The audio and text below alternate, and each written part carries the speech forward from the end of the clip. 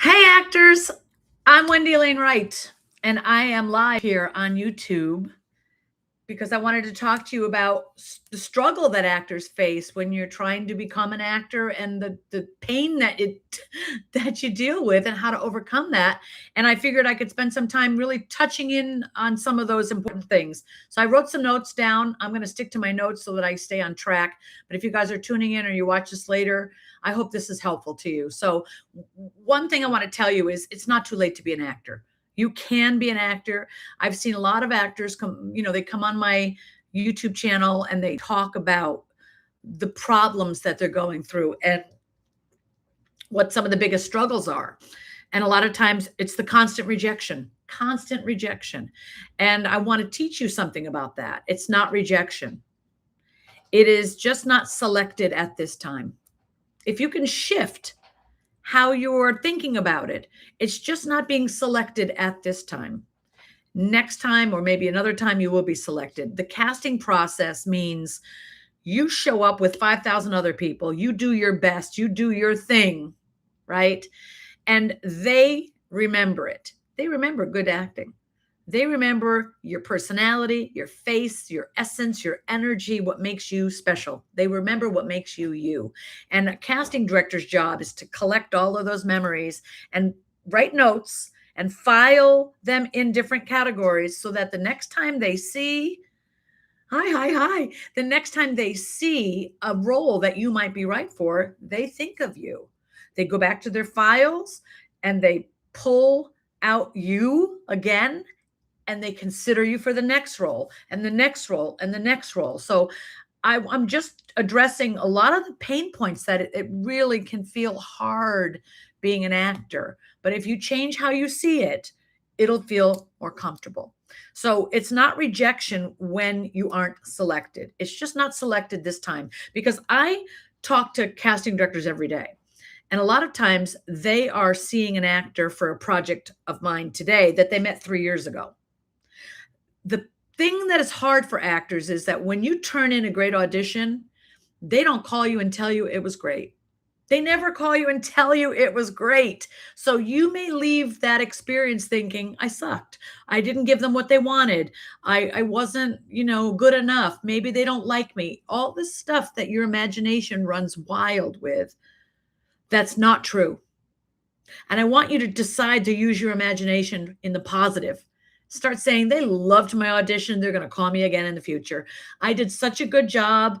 I did the best I could. I'm really proud of myself. Let me go out and, go for a run or go to the gym or go to a movie or go have some chocolate and reward myself. I always use chocolate. In fact, I just had some Haagen-Dazs Belgium chocolate. No, I'm not sponsored, but this is such a good ice cream. I reward myself. I had a really good, strong day today. I got a lot done. Anyway, the rejection, turn it around. It's just not selection. Okay. Please work on that for yourselves. The lack of hearing back from casting directors is always going to be a problem because they never are going to contact every single person that auditioned and tell you why you weren't selected. The reasons why you're not selected could be like a billion reasons. You're too pretty. You're too tall, too fat, too short, too black, too white. You're not Asian. Now they want Hispanic. You got brown hair. The lead has brown hair. Are we going to dye their hair? No, let's just find someone blonde. You're too young. It's always something. Okay. Your job is not to worry about any of that. Your job is just to train your ass off, become a good actor, turn in the best audition you can, and let it go. Keep track of every audition you have in a spreadsheet and start to notice the pattern. Which offices are calling you again and again and again? That's your feedback. If they're calling you in again and again and again, they love you. They love you. They love your work. They love your choices. They love your essence. They love what you're doing. That's why they're calling you back again and again. The casting directors do not decide who gets a role. Casting directors do not cast it. That's a strange thing to understand, but they're casting directors, but what they are sorters. They sort actors into groups of people that seem the best fit for the role based on what the directors, writers, producers, and network have said they want. what they've said they want. They've asked the casting directors to sort all of the people that get submitted, that are submitting, into categories. Who do you think is the best? Who do you think fits what we're looking for? Who do you think is a little different than what we're looking for, but that could be right for this? You guys sort that out and then bring us your best selections. That's what casting directors do. Then the producers decide who's going to get the job. And then they tell the casting directors, now go hire Tom because that's who we've selected. And then the casting director calls you and says, you're cast. They hired you. You have the job. But they don't choose who has the job. So just realize that they are sorting out the talent. Their job is to look at all of the tapes and sort them into categories and then call on those people again and again and again for every project for the next 10 years of their career. You're building a long-term relationship with casting directors. So while you think you're being rejected, you're actually being selected and moved into the right categories for future jobs, period. So please understand that. I want you to be free of the being upset about not hearing back. You'll hear back at some point. Now, another big problem is inconsistent income. In acting is like, sometimes you're paid, sometimes you're not. You make $20,000 and you make nothing for the rest of the year. So you cannot count on acting to support your entire career and feel like, okay, I can just relax. I'm always going to make money acting. Probably not. Sometimes some years are really, really good. Sometimes not so much, right? So have a side hustle. Drive for Uber. I have a friend who has a company she uses something called Turo. I didn't understand it at first, but Turo is like, she bought a couple of used cars and she rents them out. And they rent her cars, pay her to use them every day. That goes to pay off the cars. And then she starts making profit. And she doesn't do any work except drop off and pick up and clean cars. Makes a great living. Makes a great living doing that.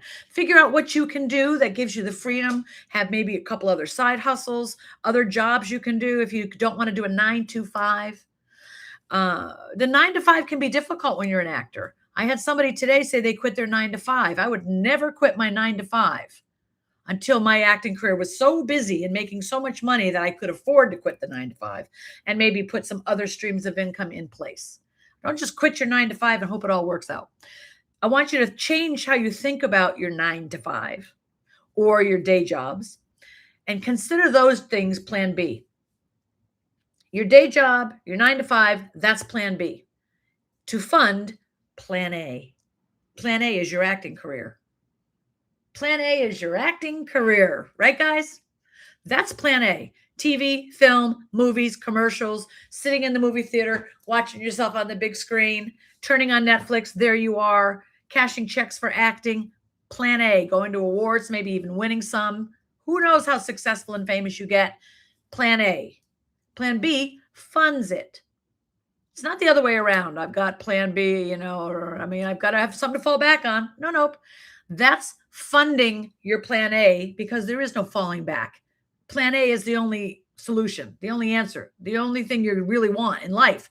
So that's what we're going in all in on a plan A. And we use plan B to fund it, right? Let's do that.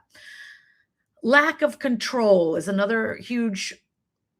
Well, let's not even do lack of control. Let's talk about you think you're not good enough when you're not booking. It's your identity. You're associating your identity with jobs.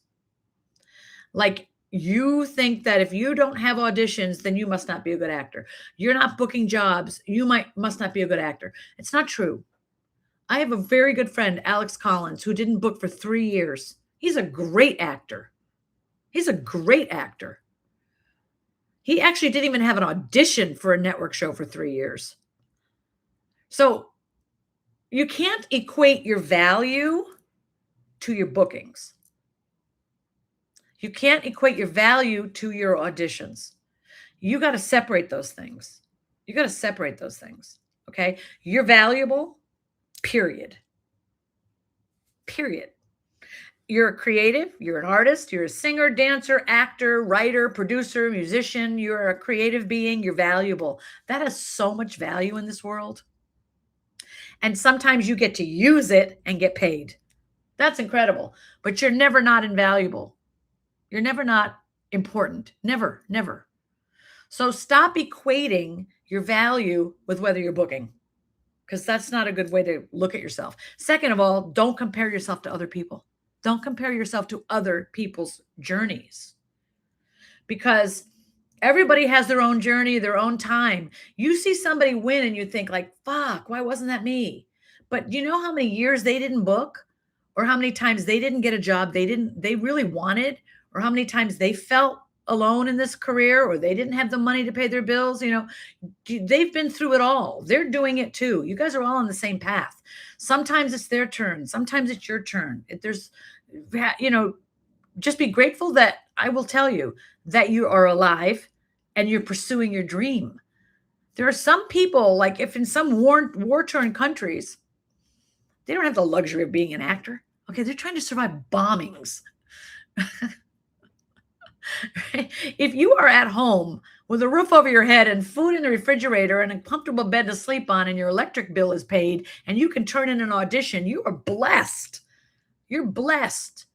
So you got to change your mindset and start thinking in gratitude for how lucky you are that you can pursue this thing that you dream of. That you got to shift how you think about it all, right? Let's talk about some of the other things. This industry seems very, very confusing. Okay, I know it. You hear 70 different things. They all seem very conflicting, and you don't know who to trust or who to believe. I hear the same things. I hear the same things you do. I'm online. I see people, coaches. I just saw a coach on Instagram telling people, actors, they need a website. No, they don't. They don't need a website. There's only sometimes I think, oh, I shouldn't say anything. I'll probably get in trouble somehow. But I got to say something, because they don't need a website. Okay. He was saying, here's how you approach agents and managers when you want to get an agent. And he was doing a post on Instagram, and I'm listening. I watch everything. So I'm like, okay, let's see what this guy has to say. Most of it I agree with. You write a cover letter. You don't go into a whole like, hi, I want to be an actor. I've been wanting to be an actor since I was 6 years old. My story, back when I was born, like, no, you get to the point.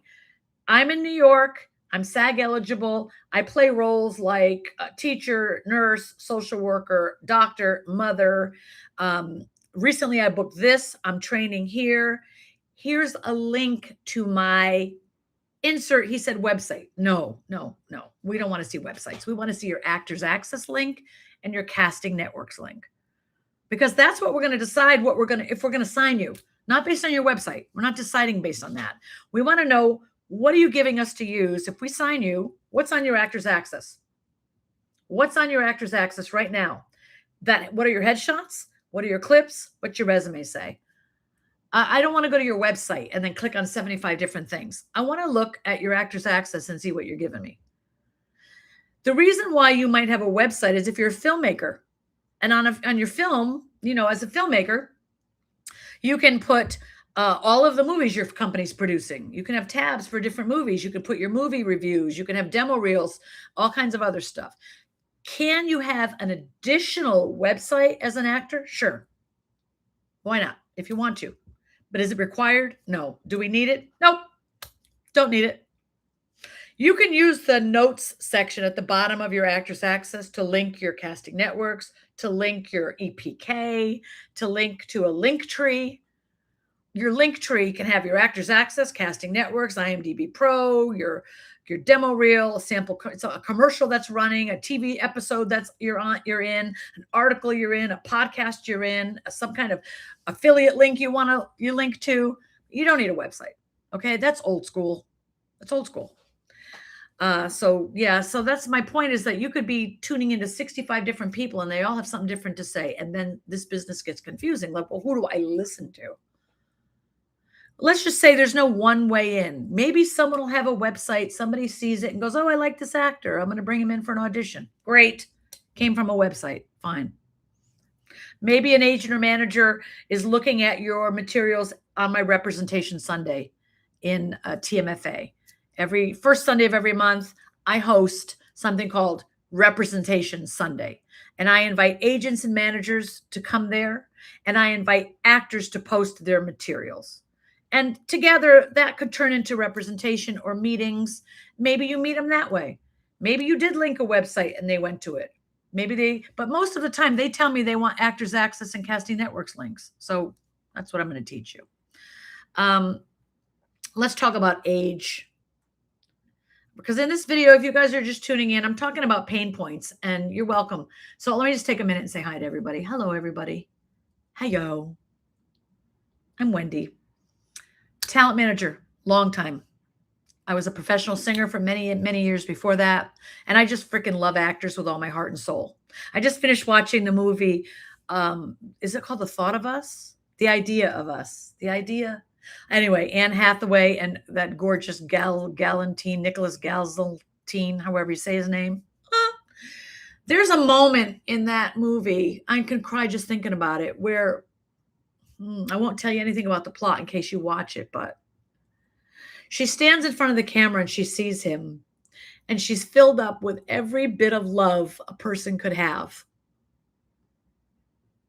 You can't see my eyes. I'm crying. But she's filled up with every bit of love. And that moment is so incredible because she's just raw. And she's so the character. She's just there feeling real emotion. And it's a beautiful, beautiful, beautiful scene. So beautiful. So I love actors because there's something magical that you guys do. You know, I watched that scene over and over and over, and I just watched her. I watched her come into that moment. You know, I watched her see him, and then what it meant to see him, and then what that meant for them to see each other again. And I just just cannot. Anyway, actors, love you guys. I know how hard this business is, so that's why I'm always want to make this easier for you, because it's not easy, but I can make it easier, right? So I'm glad that the reason I came and talked to you guys today is I was just, yes, Virgos, you can always submit for SAG roles, even if you're not eligible yet. Yes, you can. I was watching Gabe Bolt is a YouTuber I watch. He does minimalism. He's been anyway. I was watching his YouTube videos, and I wrote to him a comment on his YouTube. I was like, Gabe, thank you for sharing your content, because your videos matter to people. I watched your videos. I started learning about minimalism. I made some major changes in my life, partly because of I wanted to, but your videos supported that choice. Your videos empowered me with courage and information. And if you can do it, so can I. And I changed my whole life last year in some really beautiful ways. I changed my whole life last year in some really beautiful ways.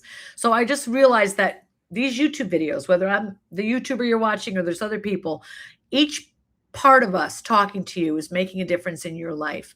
You're changing things bit by bit. And I want you to give yourself credit for all the little steps that you're taking, because a life and a career is built on little steps, not giant leaps. No one giant leaps from the start to the finish line. We just take little steps along the way that get us there. Right? So all those little steps you're taking, congratulations. You should be so freaking proud of yourself, because a lot of people are too afraid to try to build the dream that they have. They're too afraid to try to fulfill the calling they have in their heart for the life they really want. So they are settling for less of a life. And you guys aren't. You guys aren't. So I'm just really proud of you. And I wanted you to come here and hear me say that to you, because sometimes as an actor, sometimes you don't get that kind of support from your family members. They don't know what the hell you're doing trying to be an actor. They think it's a crazy dream, right? But every person on TV has the dream. Then they're on the TV. How did they do it? They did it. You go to a movie theater, it's not an empty screen. All those people in there are in the movie. Why can't you be? Tubi. Why can't you be on Tubi? Okay, I'm saying no more. Let me read what you guys are saying. Yes, give me some questions. I'll be happy to answer them. Hi, Oliver. You're welcome. Happy to give you advice. And thanks for watching. Thanks for watching. Thank you, Talina. Cruz Valcox. Yeah, I use chocolate too, girl. I have my chocolate Starbucks in the morning and my chocolate later. Appreciate come. You're welcome, Lynn. Actor director from London. You're welcome, Samuel. Happy to do my videos. Um, yay! A cool dog walker. You caught my video. Nice to see you. How much do I think social media plays part in the industry today, Eli? It plays different parts. So, if you have a small independent movie and you don't have a big budget to market that, let's say you and I, Eli, are going to make a movie. We're going to produce it. We have a writer, a director, a producer, and we've cast a couple people. And we've got three choices. One of them has 10 million followers. The other one has 1,000 followers. They're both good. Either way, we could go either way with it. We could go either way. Which way are we going? I'm going with the 10 million follower guy because he's going to post about his movie to 10 million people. And that is the exposure the movie's going to need. So that is not the decision the network necessarily needs to make, or a TV movie on Hallmark, or a movie with a big budget. Marvel doesn't have to make movies like that, deciding on who has a big social media. A lot of projects are not built with that reason, but smaller projects might decide, well, this guy has 10,000 followers and this guy has 5. We could get more exposure through the 10,000 guy. Or they might think, let's hire one influencer with a lot of followers. Might not even be the best actor for the role, but they got a lot of followers. So can it help? Yes. I don't see any reason or in any way it can hurt. Like, I don't see it as a deterrent in any way. It can only benefit you, but it's not required, because there's a lot of people I know who are actors on TV that don't even have Instagram. Didn't stop them. It's a matter of, if you're going to do Instagram, and it's mostly Instagram, but maybe TikTok. If you're going to do Instagram, use it strategically. Like, okay, once a month, I'm going to sit down and work on my Instagram. I'm going to post photos of me on set. I'm going to post photos of me with the director. I'm going to post photos of the poster of the movie I'm in. I don't care if it's a short film. Don't say, oh, I just had one line. It wasn't really a big deal. Don't do anything like that. Don't play yourself down. Build yourself up always. If you do extra work, I don't even want you to say it was extra work. I want you to say, let's say you did extra work on a Taylor Sheridan show, like Tulsa King, and you were an extra in it, and you have a picture of you from it because you saw it on TV, you snapped a picture. Crop it in a way where you look like you have, a bigger part. Post it on your social media, and do not say, I only had one little extra work. You didn't see me for very long. Don't do that. You simply say, thank you for an amazing experience. Working with Taylor Sheridan is an incredible experience. The cast, the crew, the writing, it's phenomenal. So happy to be a part of it. Nobody knows it was extra work. Why would you tell anybody that? Don't tell anybody that.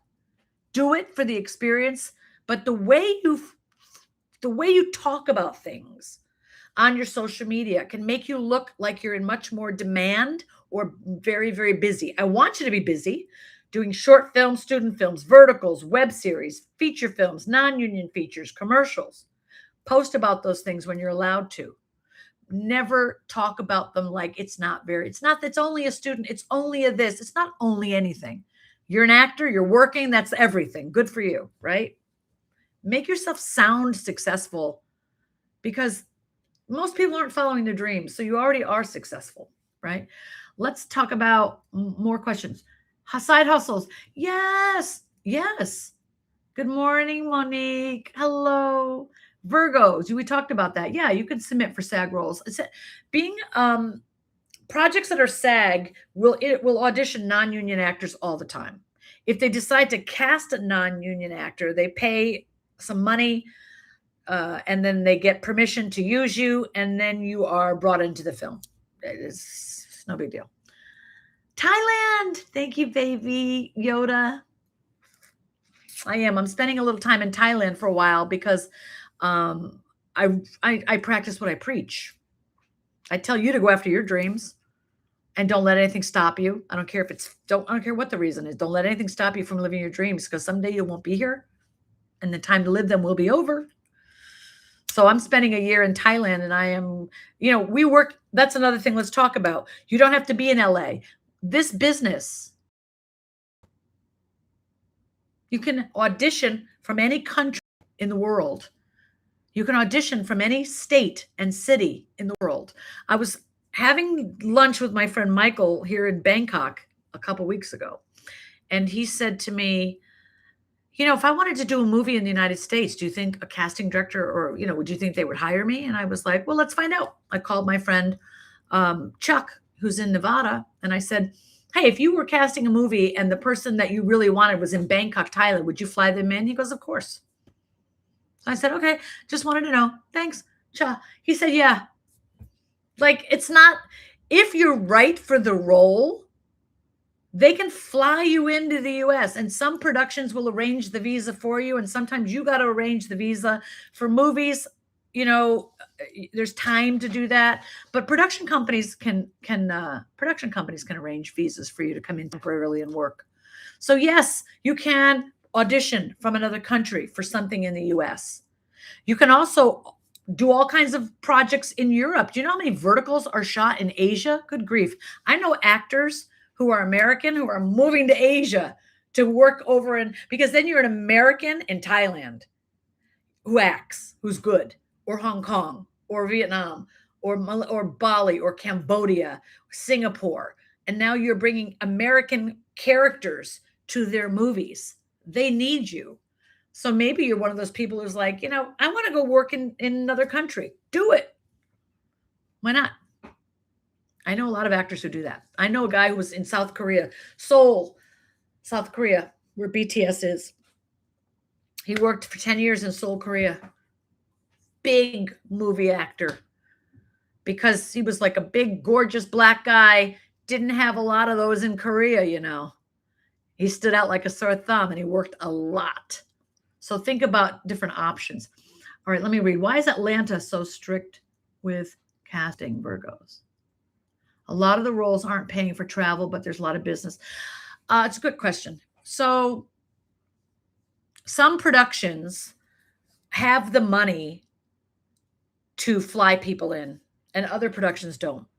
And also, there are tax credits. When a production actually hires local people in Atlanta and doesn't fly people in, they get to use tax credits. And if they fly people in, they don't get to use those tax credits. So depending on how much they want to use the tax credits determines whether or not they use, because the government will say, well, did you really use Atlanta people? If so, prove it. Show me that you took their IDs, that you looked at their phone bill. How do I know that do they have Atlanta address? So that's the reason why. And some production companies, they don't care. They want that person, period. They're going to pay for it, period. Other times they fly you in, or you fly yourself in. They say, we don't need a true local hire. We will hire you from Philadelphia, Pennsylvania, but you got to get yourself here. I want you to know, though, when you say you're going to do that, they could change the dates on you, and suddenly they want you 3 days later. Well, you already bought your ticket. Can you afford to lose that ticket? Can you change that ticket? Do you have the money to pay for the change? Do you have the money to put yourself up in a hotel? Now they want you to stay 3 more days. Do you have the money for those 3 more days? These are the things, if you fly yourself in, you're going to be paying for everything. So make sure that I would say a good suggestion, a little tip. If you have a mileage credit card and you can pay your rent on your credit card, get a mileage credit card, because then every month you're paying your rent on your mileage credit card, racking up miles. Maybe you pay your light bill, your phone bill, your car payment, and your rent on one specific credit card, racking up all those miles. Because then all of a sudden you have to fly yourself in for something, you got miles, right? Miles for hotels, miles for airfare, because we're spending that money anyways. Might as well do it smart. All right, let me see. Hello, ma'am. Connie. Okay, you inspired me to join an acting class. Yay. I love acting classes. You're a beginner and an introvert. Honey, I'm an introvert too. You wouldn't know that, but I'm a massive introvert. If I get into a room full of people, I hide in the corner unless I'm talking about business. Working to overcome your stage fright. Love you from Nepal. Love you right back. I had massive stage fright when I was a kid. Huge. I got over it. You have to decide to get over it, and you have to decide that the thing you want is just so important that you'll do whatever it takes to get it, even if that means overcoming your stage fright. And you can do it. If I can do it, you can do it. Do you recommend posting acting clips from acting classes? No. On social media? No. What you want to teach the industry is that you're a professional working actor, not a student. Even as an actor, you're always going to be taking classes. You'll always be taking classes. I've been in acting classes, watching some of my clients work with stars of TV shows, with series regulars on the ground, crawling around, acting like a lion, just like all the other students in class, while they're on hiatus. And then they get up and go back to set and they're a series regular. You'll always be training, right? That's how you get better and better and better and better. But we don't put the footage up from class on social media. So no, don't do that. All right, let me keep reading. You always look crazy. You always look crazy in the beginning, then people give you praise after your breakout role. Probably true, Lynn. But anytime you follow a dream that other people can't see, they always think it's crazy. But I want you to think about this, because this is how I see the world. When I go in a grocery store and I see all of those products, I think those products exist because somebody thought of it in their mind. Somebody thought of that in their mind. And now it's in material form in the grocery store, 75 different laundry detergents. Or if you go into a furniture store or the mall, and you see everything, cups and dishes and clothes and furniture and plants and pillows and just every single thing that you see, cameras, glasses. I have the coolest sunglasses. I love these. Somebody thought of this in their head. And they figured out how to make a prototype, and they figured out how to find the resources to get the people to give them the stuff to make it. And then they made it, and then they found a distributor, and then they had to call and get businesses to sell their products. And so all of those products that you see when you're in the mall, surrounded by stores full of stuff, every single one of those things was invented in someone's mind as a dream. And now it's in your hand. Because human beings are creators. Creators, period. Whether they're creating a building, a bridge, a road, a movie, a phone, going to Mars, whether they're creating a thing, whatever. Human beings are creatives. And so if you have a dream to be an actor, it's just one of the many things human beings can create. Nothing crazy about it. So don't let anyone tell you it is, because it isn't. Do you know how many people go to movies? Do you know how many people have Netflix subscriptions? In order to have a Netflix, you got to have a whole lot of people that have a dream of being an actor and then make it real. That's okay. People do that every single day. You can too. There's nothing unusual about it. Like, that's not unusual. That's the most common thing human beings do. They create fire, then they figure out, I can kill this animal, I hate to say that, and cook it, and they can create a whole new dish. I can create a whole new dish. I can create that dish 16 different ways. I can cook that meat with barbecue, mesquite, with this, with that. And then you go to look at all these different countries all around the world, and they use chicken, and they cook it in 65 different flavors. Humans create constantly. As an actor, you're a creative. Your vision in your mind is a reality somewhere in your future. Make it happen. There's nothing crazy about it. Nothing. Okay? Let me read your things. Nothing crazy about it. Hey, Mitch Morrison. So good to see you. Can you watch my reel in my spare time? Are you serious? I don't know that I can watch your reel. I don't know if you're going to like what I have to say, because if you're a good actor, I might say something good about it. But if you suck, I'm going to tell you. Just kind of how I am. I'll watch your reel. You can watch my expression as I watch it right now.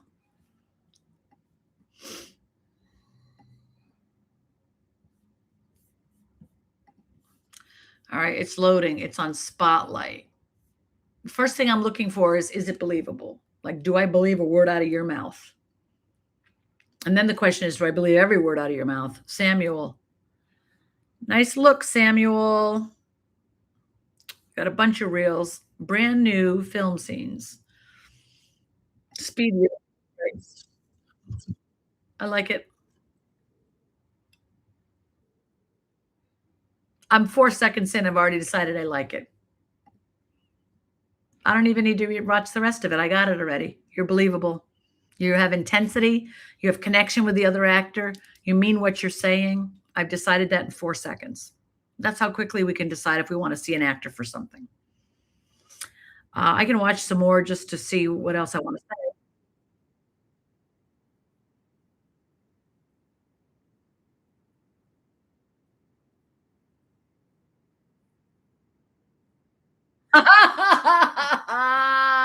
The writing is good. This is good. I like your transitions. I like how you go from being serious to using your personality, your energy, your expressions.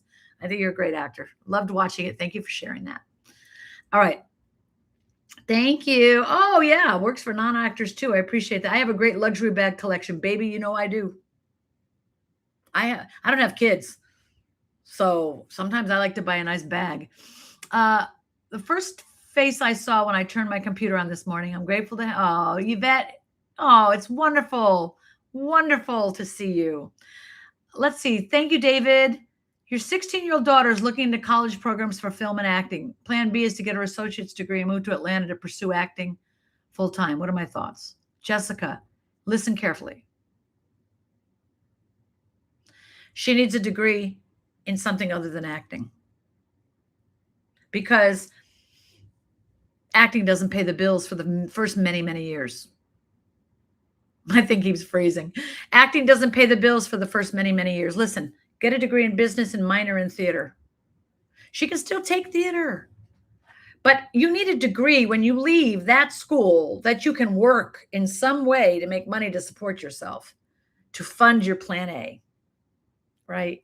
And getting a theater degree means nothing to us in the entertainment business. Absolutely nothing. Because we do not decide who gets a role because they have a degree in theater. We just watch the tape.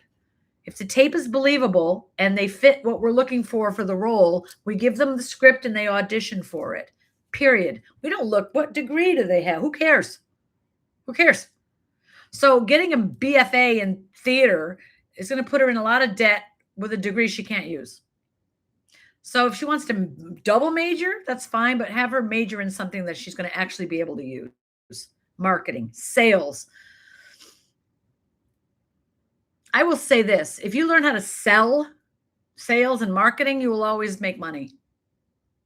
Someone once said to me, if you're broke, find the most expensive thing you can sell that pays the highest commission. Go learn how to sell that thing, and you will always have money. I'll repeat it. If you're broke, or if you want to learn how to make money, if you need money, want more money, find the most expensive thing that you can sell that you make a really good commission on, and go learn how to sell that thing, whatever it is. If you can sell that thing, you will always make money. So wasting time with unnecessary degrees, it doesn't help. Then let her. So should she move to Atlanta to pursue acting full time? Sure, you can move anywhere. She's 16. I would tell her that even while she's in college, she should be taking a professional acting class online with like a real Hollywood level coach, even if it's like a Saturday morning.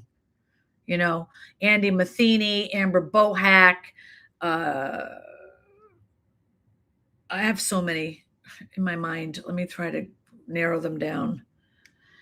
Anthony Meindl, Joseph Perlman, Margie Haber, Ivana Chubbuck, Jessica Hood, George Gallagher, Kimberly Crandall, Michelle. I can't get any more right now. But because when you come out of college, the first thing we want to know is, well, who else did you train with? Who did you train with professionally? Well, no, all I've done is taken these college courses. Well, how are you going to compete with professional actors that have taken professional classes? Right? Amy Linden, there's another one. So she should be training once a month, once a week, Sorry, my connection keeps stalling.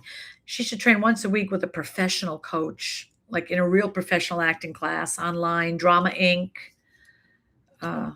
so that she has that on her resume when she graduates college. She already has training, the kind we care about, right? But yeah, sure, Atlanta's a great place. SAG member living in Oklahoma area, and I've been out of the business for over a decade raising kids. Tell you how what? Raising duffs. Glad you're raising kids. Welcome back. Welcome back. I love this. I want to take classes with you. You're more than welcome to. I have an entire course in a community called Hollywood Winner's Circle Academy that I created specifically to help actors who are coming back, like raising duff, or actors like you, Cruz, who are just like, please tell me what to do so I can just do it. I was in class this morning actually teaching my HWC class, Hollywood Winner's Circle, HWC, and one of the actors said, I just do what you say, because he's got great headshots. He's got an agent and a manager now. He's got 4 network TV credits. He's been recurring on a BET show, and he's working. And he goes, I don't know why people argue. I just do what you say. And I'm like, thanks. I said to him today, but I really got to thank you for following through on the things I'm teaching you, because he goes, because, it's just like he's so proud of what he's achieving. And I'm proud of him for doing it, because I don't want to argue with people. People who don't want to take direction should go work with someone else. It's not me. It's not me. I'm not the one. So let's keep going. Where can I send the reel? Hi, Wendy. I'm a belly dancer. Wow. I want to start studying acting. It's my dream for a long time. Nice. I made an Instagram account just to post about acting and dance posts. Do you think it's a good idea? I think it's fun, but I don't think it has anything to do with becoming a good actor. If you're dreaming of being an actor, then you got to learn how to act. Like, let's say I want to dream of being a tennis player. I don't play tennis. I don't even know why it's called love. I don't know how to, I've heard the word love is part of the score. I don't know anything about tennis. You hit the ball over the net. Okay. And it has a racket. That's what I know. So now let's say I want to play tennis. Well, playing tennis professionally is most likely not going to happen at 59 years old, but I could play in a league. I could play in a sport. I could play in a fundraiser. I could play for fun. I could play just to get really good at it, right? Well, I'm not just going to go jump on the court and get on some nice tennis skirt with a tennis racket and some sneakers and just start playing tennis. I don't know nothing about tennis. So let's say I have a goal for myself. I want to be good enough to win a game, or whatever they're called, matches, games. I want to be good enough I want to be good. That means I got to start training before I do anything else. I'm not going to go hurt myself on a tennis court. I think that's what they're called. I'm not going to go hurt myself trying to jump around hitting a ball I don't even know how to hit. I'm going to learn how to act first if I want to be an actor. So the first thing you do is you take acting classes and you learn how to act. And once you've learned how to act believably, and acting really just means finding pulling up your own truthful emotion from your real self and mixing it with the lines in the script. Well, the line is, I visualized opening an envelope from ABC. Okay, that's the line. I visualized opening an envelope for ABC. And I told myself, okay, so I'm whatever this book is. In fact, this is a very good book. The Rule Breakers, Valerie Hubbard. Get this book. I read every book that every expert writes about. I read it to see if there's something I don't know.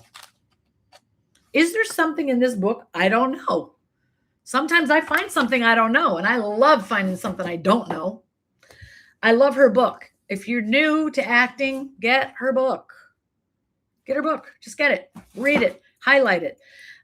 My point was, if you're just starting out acting, you've got to learn how to act before you do anything else, right? And then if you're starting out, you might be able to do some student films, some short films, some web series, new media, some verticals, some non-union feature films. And as you keep booking things and you keep training and booking and training and booking and training, the jobs can get bigger and bigger and bigger. And then you get better over time. That's the acting business. Okay. It's not an overnight thing. It's better over time, little by little. So what is creating an so the Instagram thing doesn't really, it doesn't make you an actor. You got to get into class. Hood School of Acting, Houde.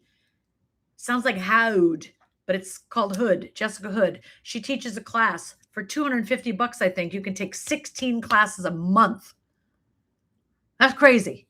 Or if you want to pay $130 a month and train at Actor Site, SITE, $130, small classes, professional LA coaches, online, Zoom, do it.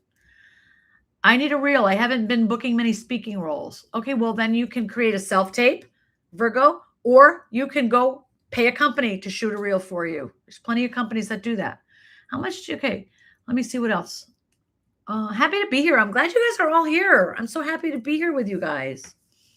Super happy to be here with you guys. Okay, so Yusuf, hey, I'm 23, no experience. Acting looks fun. I want to give it a shot. But the thing is that in my country, the acting space is small. How would I navigate pursuing acting in US?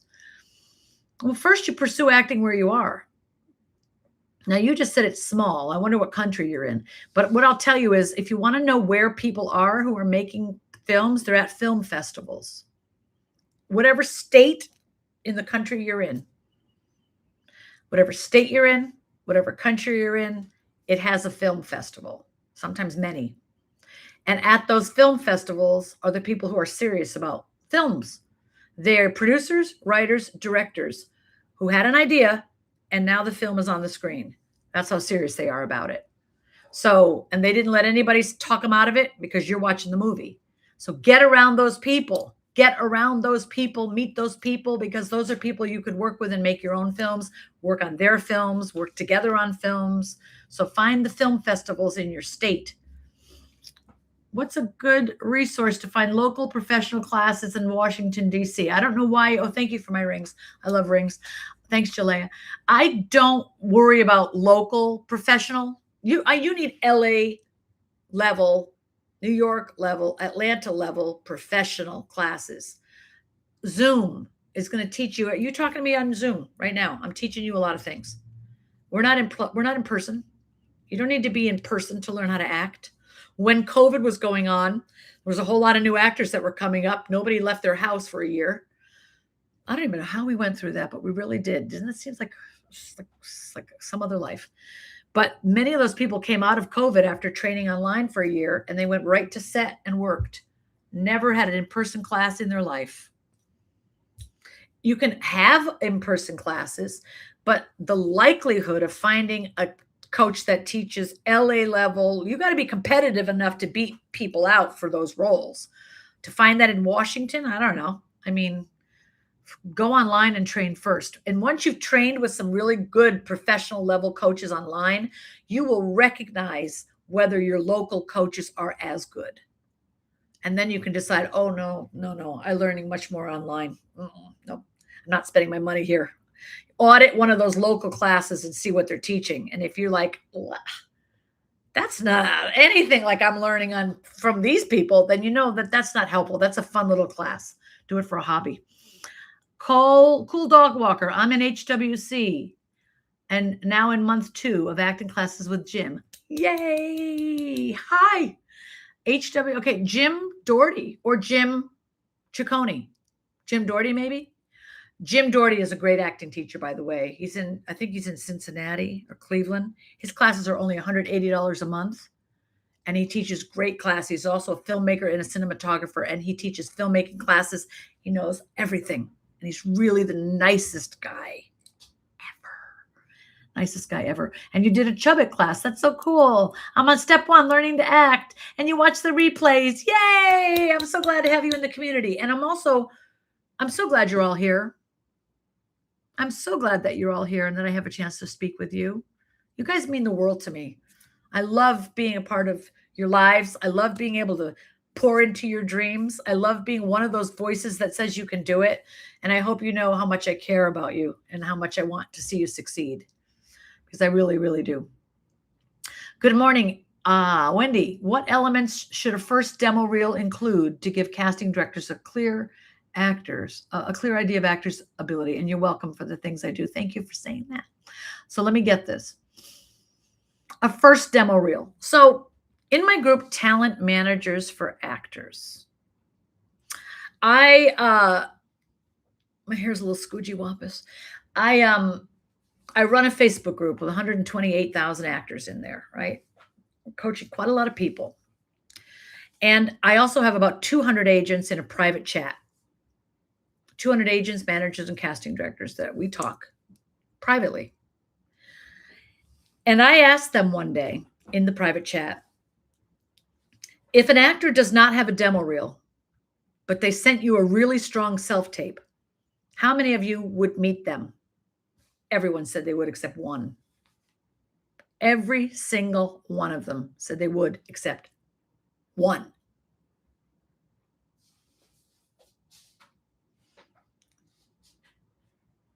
So that tells me that you could get a lot done with a self-tape. So I wouldn't worry about a demo reel right off the bat. If you're just new and starting out, why don't you pick a really good scene? Like you're the victim of a crime or you're the criminal. You're the patient in a hospital or you're a worried family member. Or you're the mother or you're the daughter, the father or the son, the husband or wife or girlfriend. You're a teacher, a lawyer, a cop, a bartender, an office manager, something you see on TV every single day. Pick one scene and make it really about something important. I want you to, that's called stakes. For those of you who know that, high stakes. Example, you just found out your husband has another wife and children, and you're confronting him. That's high stakes. You have a job and you thought they were going to give you a bonus at the end of the year, but their company didn't give you the money, and now you don't know how you're going to feed your family. You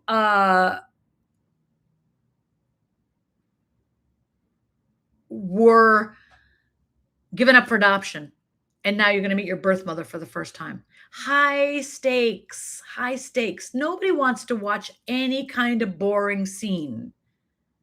You are madly in love with someone and they're telling you they're leaving. Or you're madly in love with them and you're scared to tell them, but you find out they feel the same. Right? High stakes, high stakes. That's what you want to look for. Monologues, not so much monologues, because we watch TV to watch relationships. And I don't just mean relationship like love interest. I don't mean love interest only. Relationships between a boss and an employee, a hero and the villain, victim and the cop, the lawyer and the client, the mother and the daughter. Another high stakes. You want to marry a girl and your father says, she's not Jewish. You're not marrying that girl. High stakes. You're going to marry her anyway, which means you're going to lose your family. Pick high stakes scenes. Okay. Let me see. Hood class. No, that's funny though. Hood class is not in Compton. That's funny. No. H-O-U-D-E. H-O-U-D-E. Wendy, this is Benji Sue. I was working on a monologue today, but I realized sometimes I couldn't feel the emotions the character was experiencing. Can you help? Of course. Oh, Doherty. Okay, cool.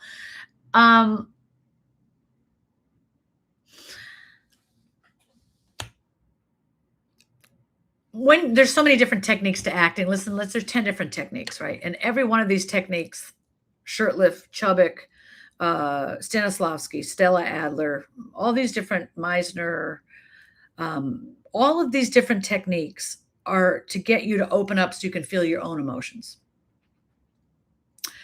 So if the character is upset because someone robbed their house, somebody might not have robbed your house, but they're upset because they feel violated. They feel like they've lost something. They've lost trust. They don't feel safe in the world because now they know they're vulnerable. Well, then think of a time you've been vulnerable in some way where you felt betrayed or vulnerable or hurt, and use that emotion. whatever emotion you find for yourself, the audience is going to apply it to the story they're watching. Right? They're going to apply it to the story they're watching. So if you're feeling vulnerable and upset because somebody broke into your car and now you're really upset about it and you're scared they're going to come back, but you're on a set with a dinosaur, they're going to assume you're scared about the dinosaur, right? The story, they're going to believe whatever the story is if your emotions are real. And so as an actor, you just got to find the real emotions.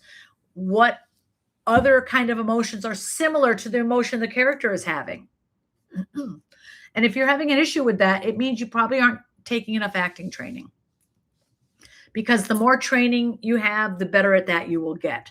And I'm also going to assume you're not practicing acting every single day.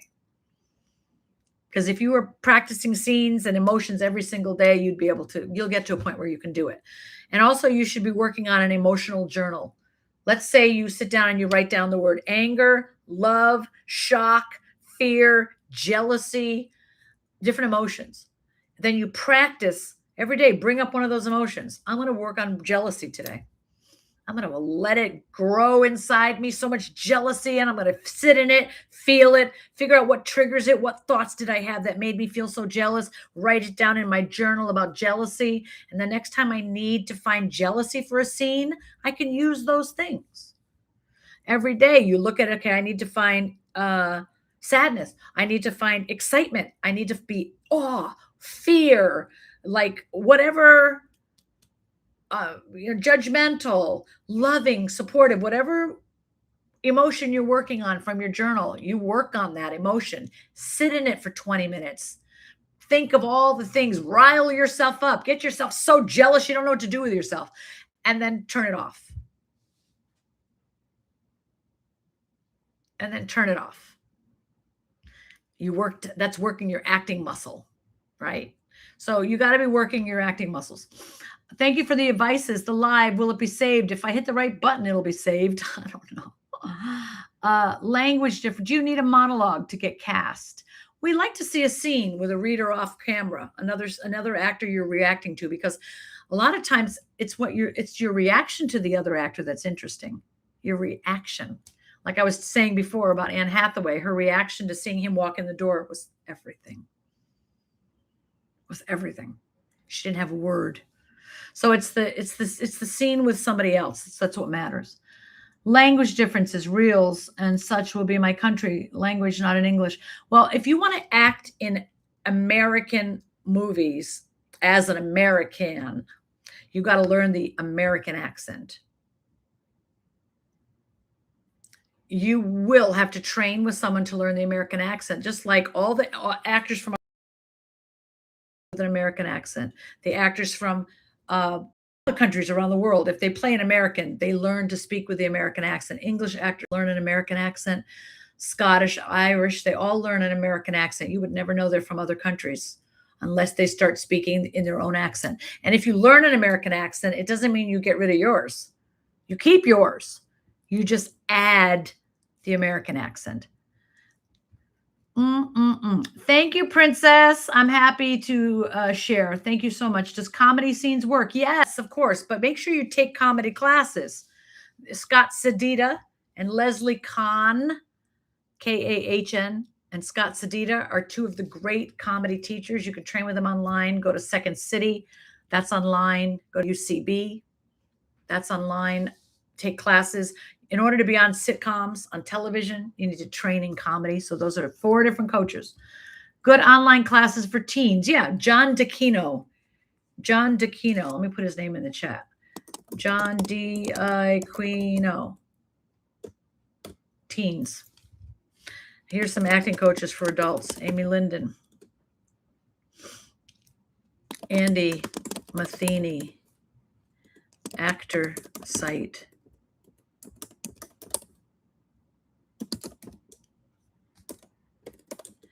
Angela Michelle Davis. Drama Inc. Susan Batson in New York. Tom Todoroff. That should get you started. Any of those will get you started. Oh, for comedy, Scott, Sedita, Leslie Kahn, UCB, Second City, that's for improv. For commercials, Terry Burland and Judy Kane.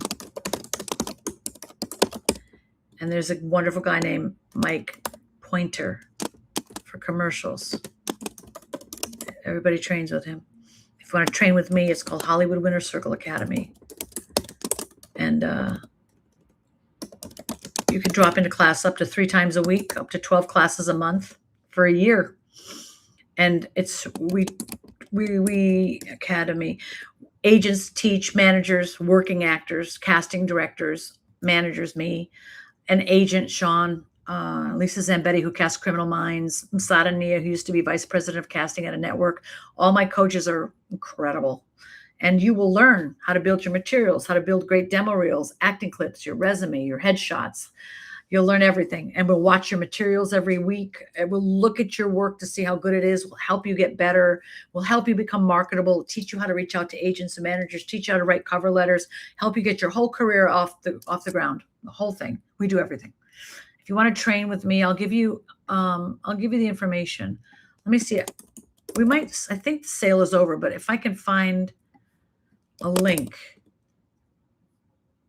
that still has the sale, because we were doing a 4th of July sale last week. It ended on July 4th, but let me see. Does this work? Does this link work? I don't know. Try this link. See if this works. My course is $749 a year, which basically means less than $100 a month.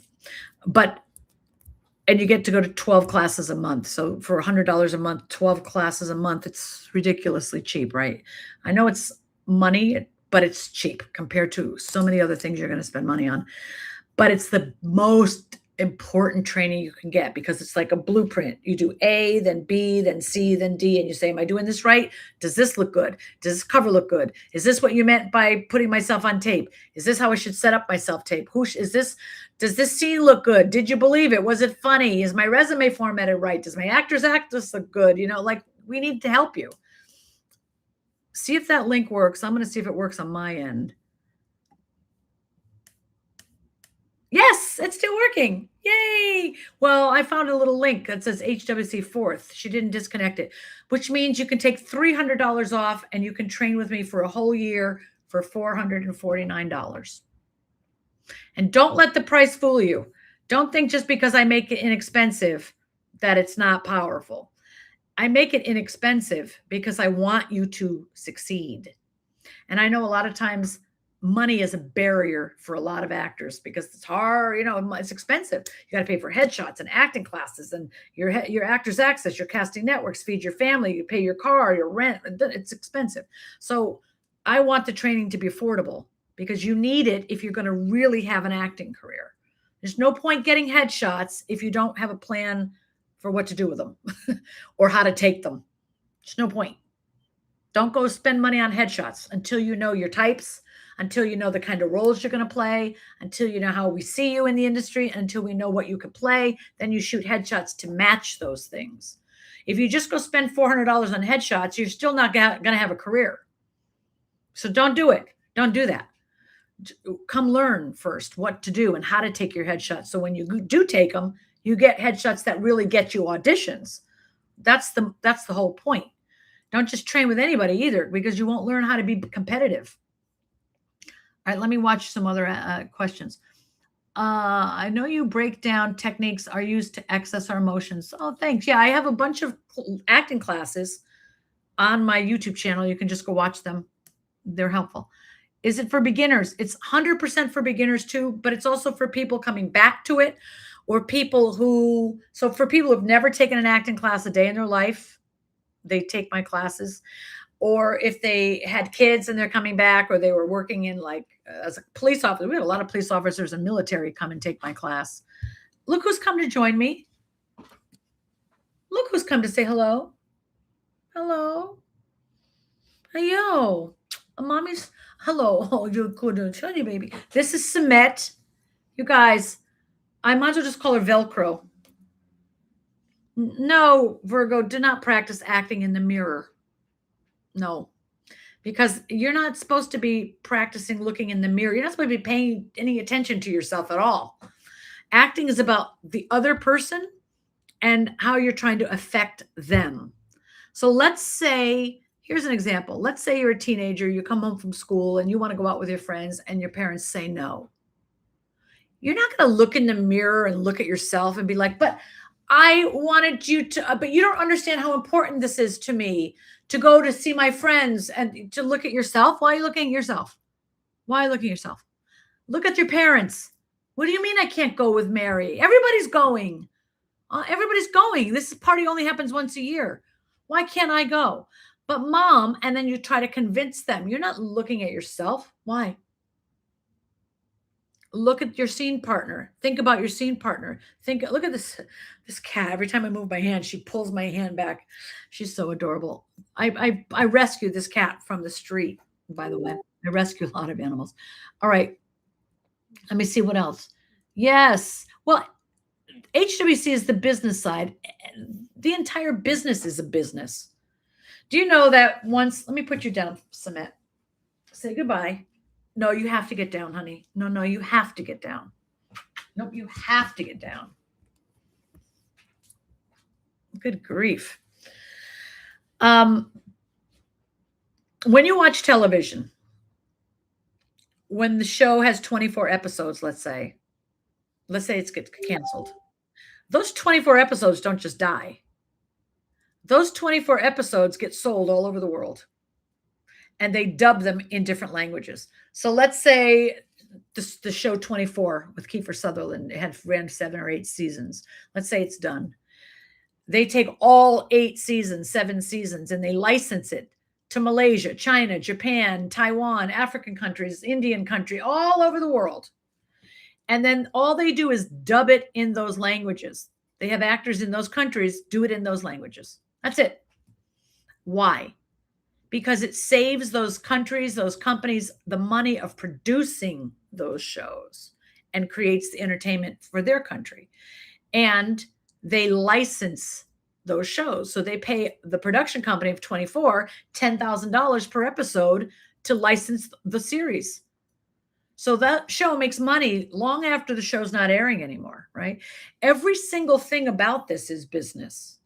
If you're taking acting classes, but you're not learning about the business, you're not having an acting career.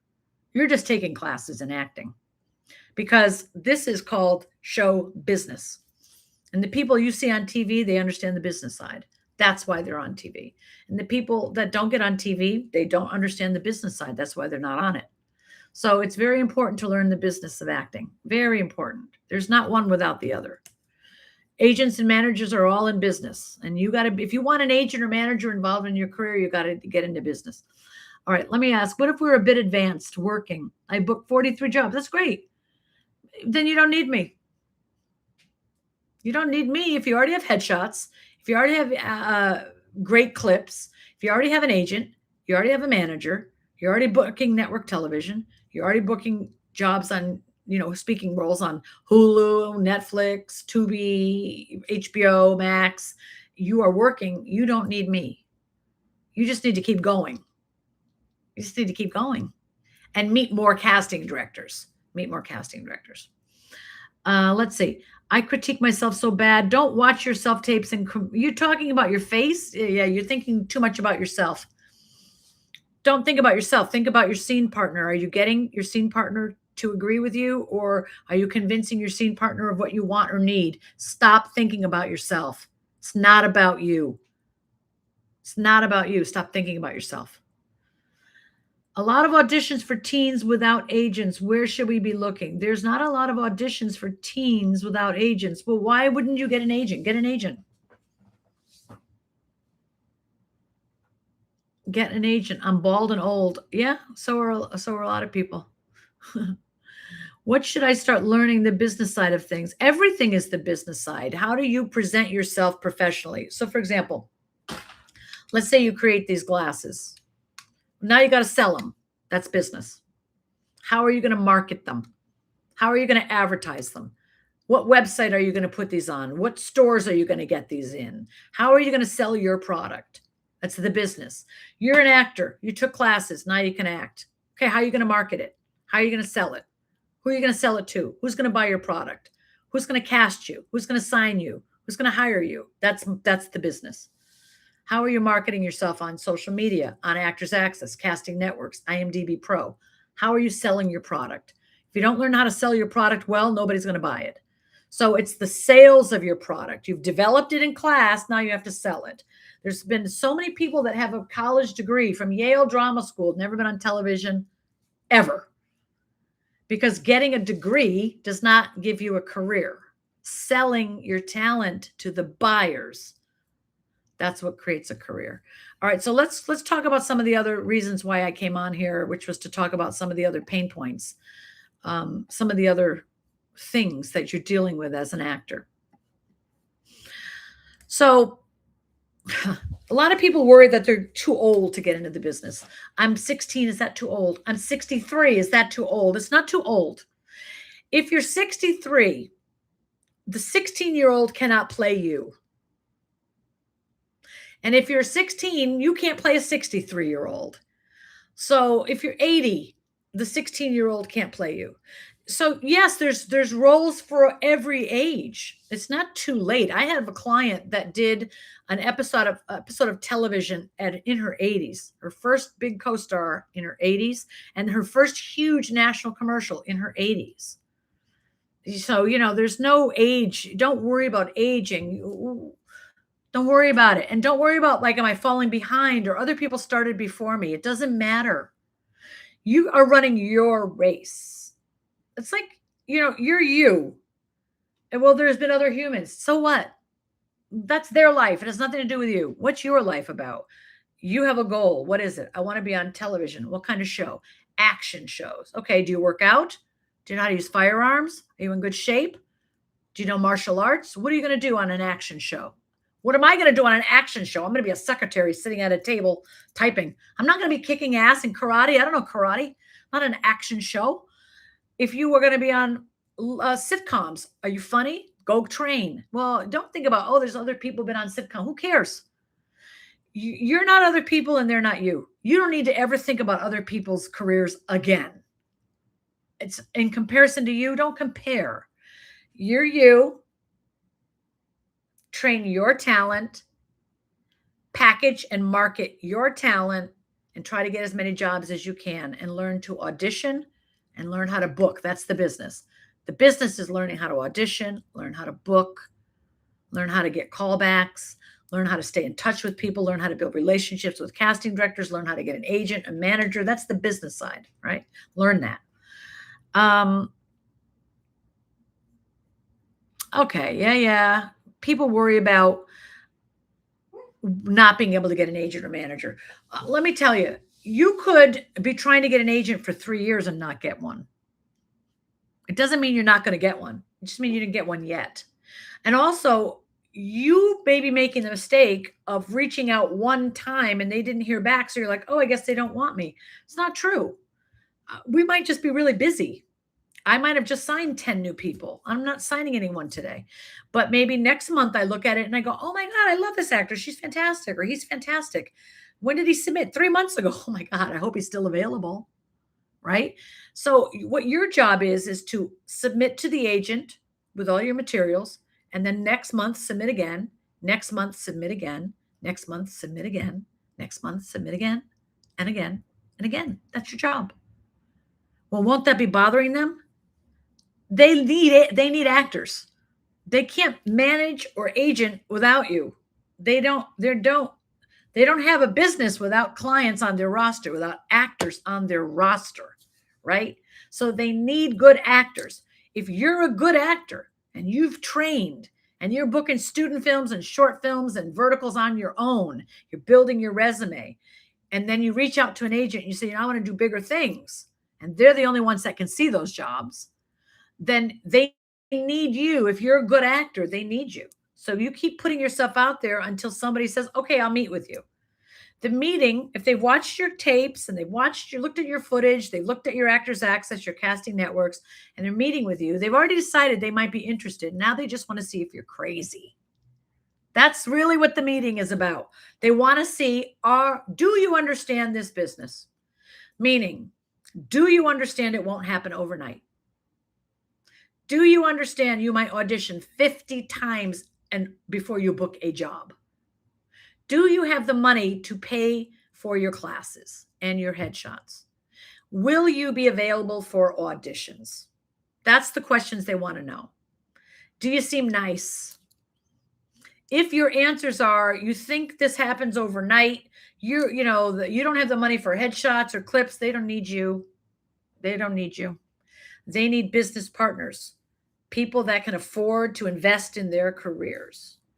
And so that's what they're checking to see. Will you be available for auditions? Do you have the kind of job that you can get out of to go do this audition? If you book it, can you show up to the set for 5 days? Who's going to watch your kids and your dog and your husband? Who's going to do, what kind of job do you have? Is it feasible? Do you have a passport? If I get you a commercial audition and you book it and it shoots in France, can you be on a plane tomorrow? Do you have a passport? These are the things they're asking in these meetings. If they're meeting with you, they've already looked at your materials and they think, yeah, this could work. Now they're testing to see if you could really show up when they need you to. That's what those meetings are for. All right, let me see what else. Before I answer some more questions, let me make sure I just cover some stuff. Don't worry about being typecast. A lot of times actors worry about being typecast. Oh my God, what if I'm typecast in that? Then I can never do anything else. Don't worry about that. First, be cast. The second word of typecast is cast. You were cast, means you got a job. Think about Keanu Reeves.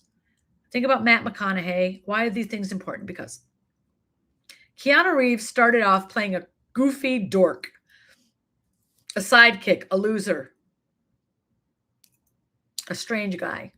And now he's playing a hitman who runs around and shoots and kills everyone. I don't know. The point is, he started doing more serious projects. He started one way, his career evolved into something else. But you have to start it.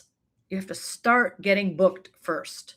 You can worry about becoming something else later. Or if you look at Matthew McConaughey started in romantic comedies. Every movie was about his good looks and charm, winning the girl, girls of ghosts of girlfriends past and 10 ways to lose your whatever. Girl, all about him being a sexy guy. He got tired of playing that role. He doesn't want to play it anymore. He started turning those down. He started taking much more serious movies, and that's what he plays now. Starts one place, career changes to something else. Same with Woody Harrelson. A lot of actors start in comedy. Bill Murray does more serious stuff. Robin Williams, comedy, does more serious stuff. Jim Carrey. A lot of actors start in comedy, turn into drama. Start in drama, go to comedy. So don't worry about being typecast. You want to be typecast in the beginning because that means you're being cast. You're building your resume. You're building relationships with casting. You're getting jobs, and they're legit jobs. They're not student films anymore. They're legit jobs. Then later we can shift and start turning down. When I work with you at HWC, you're going to show me your footage. I'm going to look at it and I'm going to say, you know what? You're really good at comedy. I don't think you realize that, but you're better at comedy than the drama right now. So why don't we shift your package for comedy so you can start getting on TV doing comedies, and we'll do the drama later. Right now, let's just get you on TV. Stop worrying about being typecast. Well, I don't want to be typecast in comedies and not be able to do drama. No one said that's going to happen. Don't make stuff up. Let's get you on TV first. We'll worry about doing something later next, okay? You guys worry about burning out on self-submissions with no feedback. We know that. You turn in self-tapes all the time and you don't hear back. that's just the way it is. It's never going to change. Nobody's going to go through the 5,000 submissions and contact every one of them and tell them, sorry, you didn't get it. You were great. But the reason they're not going to do that. So I also want to teach you that you got to learn to self-tape like a professional. Blank background. Sometimes maybe if it's in a kitchen, you shoot it in a kitchen. Maybe if it's in a car, you'll shoot it in a car. Make sure it's good lighting. Make sure it's good sound. Make sure that if the person is homeless, you're not dressed in a nice suit. So dress to suggest the character, to suggest it. You can't control anything in this business, right? Like you can't control if you get auditions. You can't control if you get callbacks. You can't control if you get cast. And if you get cast and then you watch it and they cut you out of the show, they cut your scene, you can't control that. But you can control your training. You can control learning how to take great headshots. You can control who you choose to train with. You can control if you invest in a good photographer. You can control if you invest in a good business coach. You can control if you give more than you take. Show up for your actors' friends' plays and promote their projects and be a reader for them and be supportive of other people. You can control those things. I call those your controllables. My friend Alex calls that the same thing because they are. They're the things you can control. Take your mind off all the things you can't control. You can't control whether someone signs you. You can't control whether someone calls you in. You can't control anybody except yourself. So just focus on that. Let me see if there's any other important things. You got to find the joy in acting, right? And you can't have acting be the only joy in your life.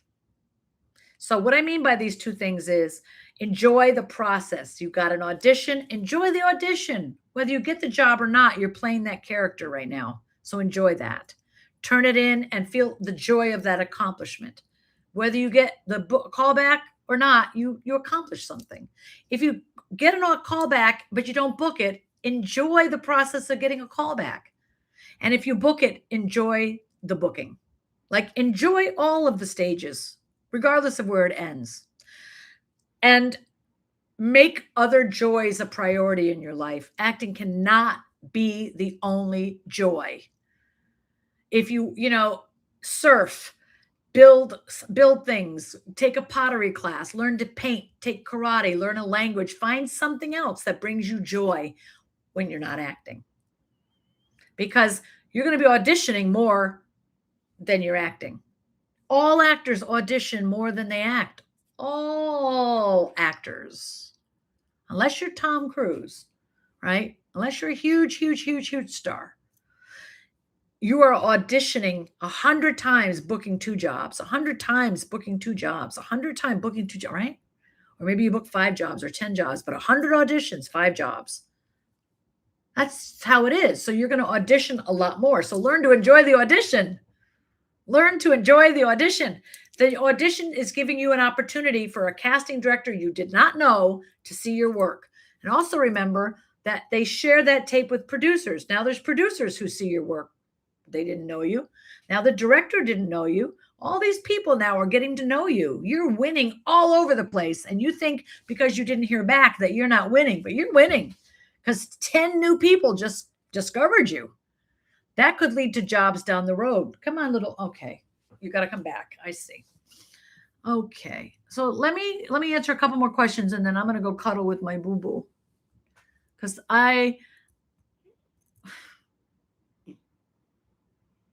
Because this cat said, Mommy, it's time to stop. You've been on here for an hour and 23 minutes and I'm not getting the love I deserve and I need. Okay, Velcro. She's called Velcro because literally when I'm trying to work, this is where she is all day. I have to try to figure out how to work with like Velcro. Okay, well, could you just, I got you, lovey. Let me read some questions. Can I give you questions? Can I give you kisses first? Oh God, I love animals so much. You have no idea. All right, let me read your questions. there are not a lot of, okay. What should I be? I signed for an acting class that said I didn't need to have a certain look. Okay, so listen, so many different looks. When you turn on TV, there's so many different looks. This is not 50 years ago when it was only white males and women played sex symbols and blacks played slaves and Indian people owned 7-Eleven and Japanese people were immigrants. That's gone. Every culture, every color, every race, every type is represented now. Not as much as maybe it could be. Every type is represented now. Every color, race. We have female presidents in series. We have black presidents. We have Asian presidents. We have every kind of characters, and everybody's playing a doctor. Every race plays a teacher. People have been married, interracial marriages. When I was growing up, I'm a biracial kid, right? My mom is white. My dad is black. When I was growing up in the 70s, there were no biracial families on television, right? This means there were no biracial children because blacks and whites did not marry in sitcoms or dramas. It was not done. So if they weren't marrying in those shows, they certainly weren't having little mixed kids. So I didn't have that. There was no acting jobs for me when I was a kid growing up. Thank God I wanted to be a singer more than I wanted to be an actor. Singing was my life, and that's what I followed. But you guys are in a different age, a totally different age. White and black people marrying in shows, having kids in commercials, white and black people, Asian and white, Asian and black, every sitcom, every kind, fat, short, skinny, tall, white, black, Korean, handicapped, someone in a wheelchair, everybody, everybody. There's room for everybody now. So stop. Don't worry about whether or not you look like anybody else. Commercials, you guys, is probably the way you're going to get started. When you first start out, I always teach actors at HWC, you're going to get a commercial agent first. One of my first jobs is to get you a commercial agent. It's the first thing I want to do. I want you to start booking commercials because you'll start making money. And then you can start using that money for more things like more acting classes, right? And headshots and all that. So I teach you how to create your casting networks profile, how to create sample commercials, how to put up all your special skills clips, how to write your cover letter for a commercial agent and get one because they want everybody, every type. There's no type they don't want.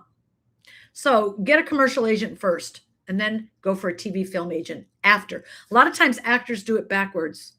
They try to get a TV and film agent first with no TV credits, no experience, no training. No, that's not going to happen. That's not going to happen. Get your commercial agent first. Sometimes you might get signed just because you have a good look, but it doesn't mean you have a good career. Because sometimes we sign someone just because we like the way you look, Let's read on. I was on a roll. Wait, is there a difference between selling and marketing? Yeah, I think so. Hold on a second. I don't know if that's better or not, but anyway.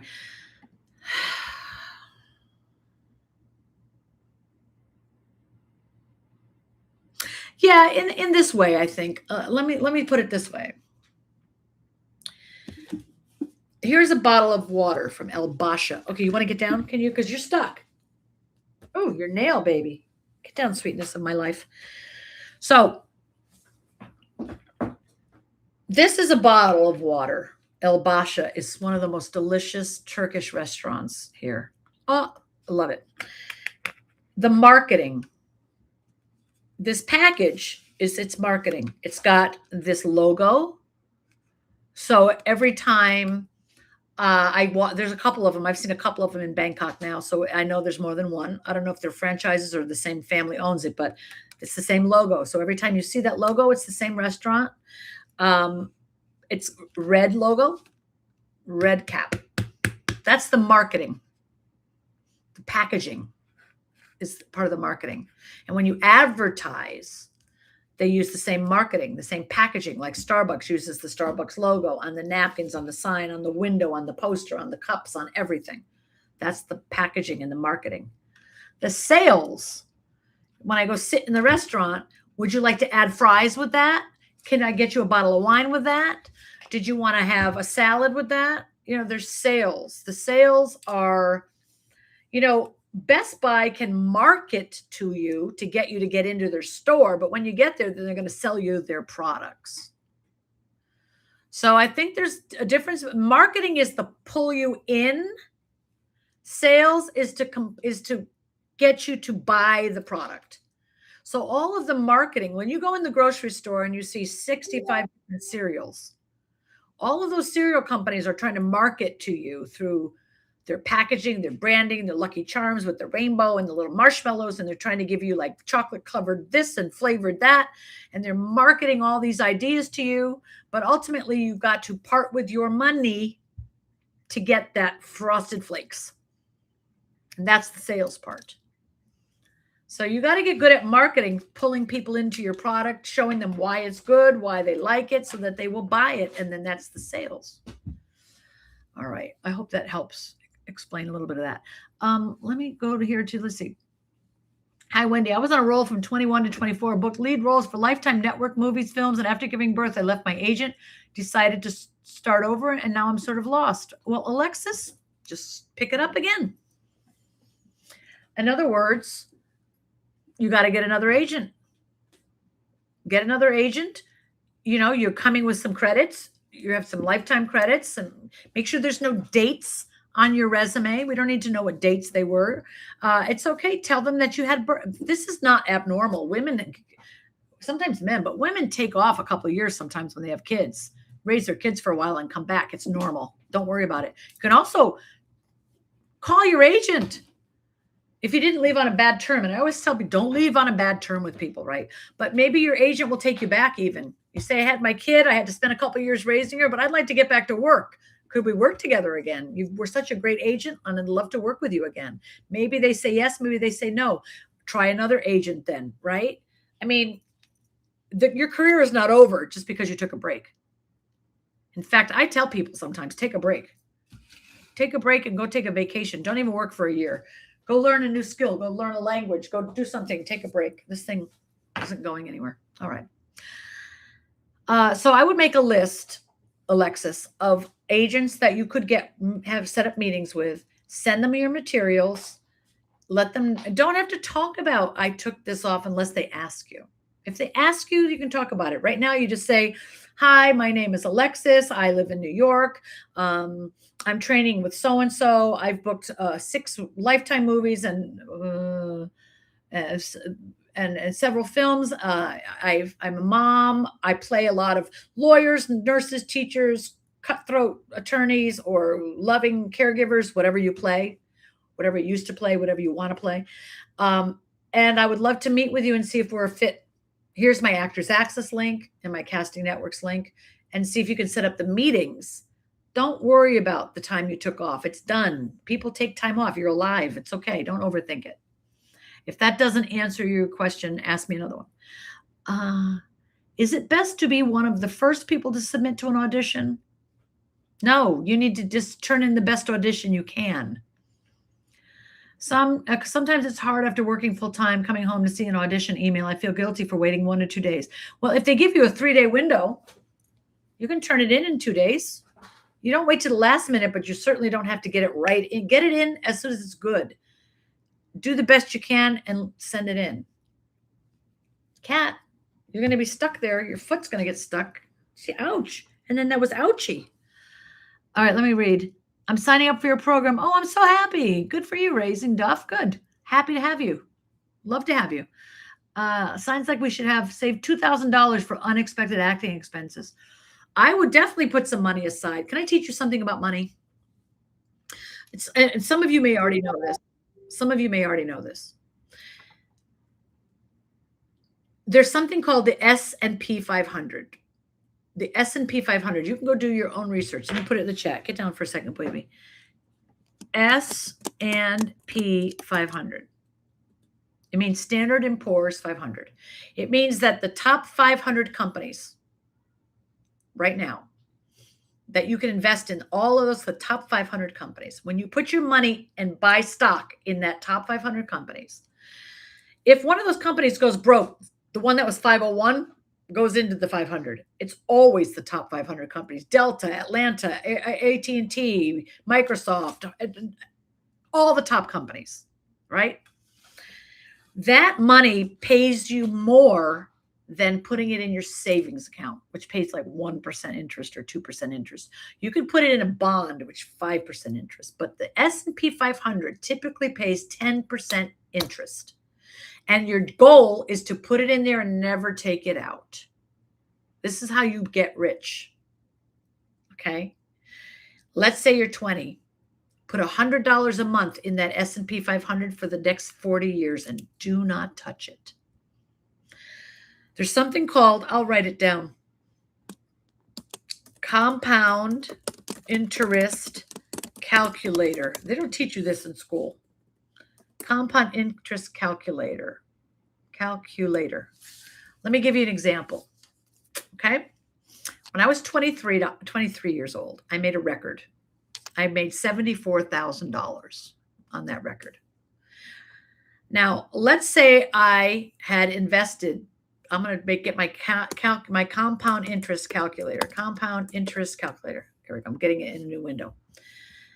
And I'm going to open it on NerdWallet. And I'm going to put a $100 deposit. I'm going to put $100 into that account. And I'm going to do that for 40 years, $100 a month at 10% return.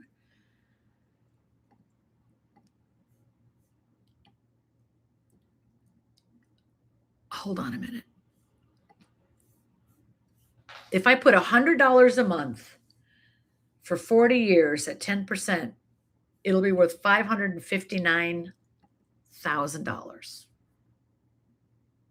Now, what if I had taken that $74,000 I make? And I'm telling you this because sometimes you'll be acting and you'll make a big chunk of money all of a sudden. If you don't know what to do with it, you're going to blow it. And if you don't know how to invest $1, you won't know how to invest 60 or 1,000 or 50,000. I didn't know at the time, right? I have plenty of money now, praise God. But when I was growing up, I blew it. I had no idea.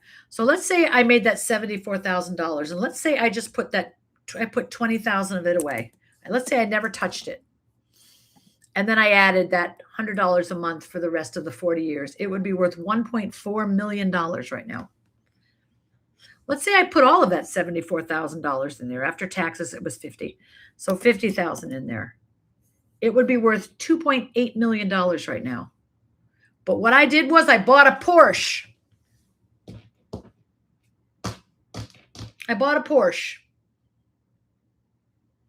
And as soon as I bought that Porsche, as soon as I drove off the lot, it was worth so much less. And when I sold it, I split the money with my ex-husband, so it was even less. And then the money that was left, I spent it on who knows what. But let's say I had just taken that money, paid my taxes, and put that money in the S&P 500 and then didn't touch it. And it put $100, just $100 in there for the next 40 years. I would have $2.8 million from that one job that I did when I was 23 years old. This is the power of compound interest. And if nobody teaches you that, you will never compound your interest. And you also need to learn to just automate it. The $100 leaves your account without you touching it. It just every month it transfers automatically over there. Transfer. You never touch it. That's the saying, pay yourself first. When I was growing up, I thought that meant go buy a Chanel bag as soon as you have money. Go out and spend it on something. Pay yourself first. Doesn't mean that. It means pay your investment account first. And your investment account will grow and grow and grow and grow so that you will always have money. So I wanted you to know that because nobody maybe ever told you. Okay, let me keep reading and see if there's a couple other things. So many questions, you guys. I'm happy to help you. Really, I am. Joining the program might cost $400, but you get a $300 discount.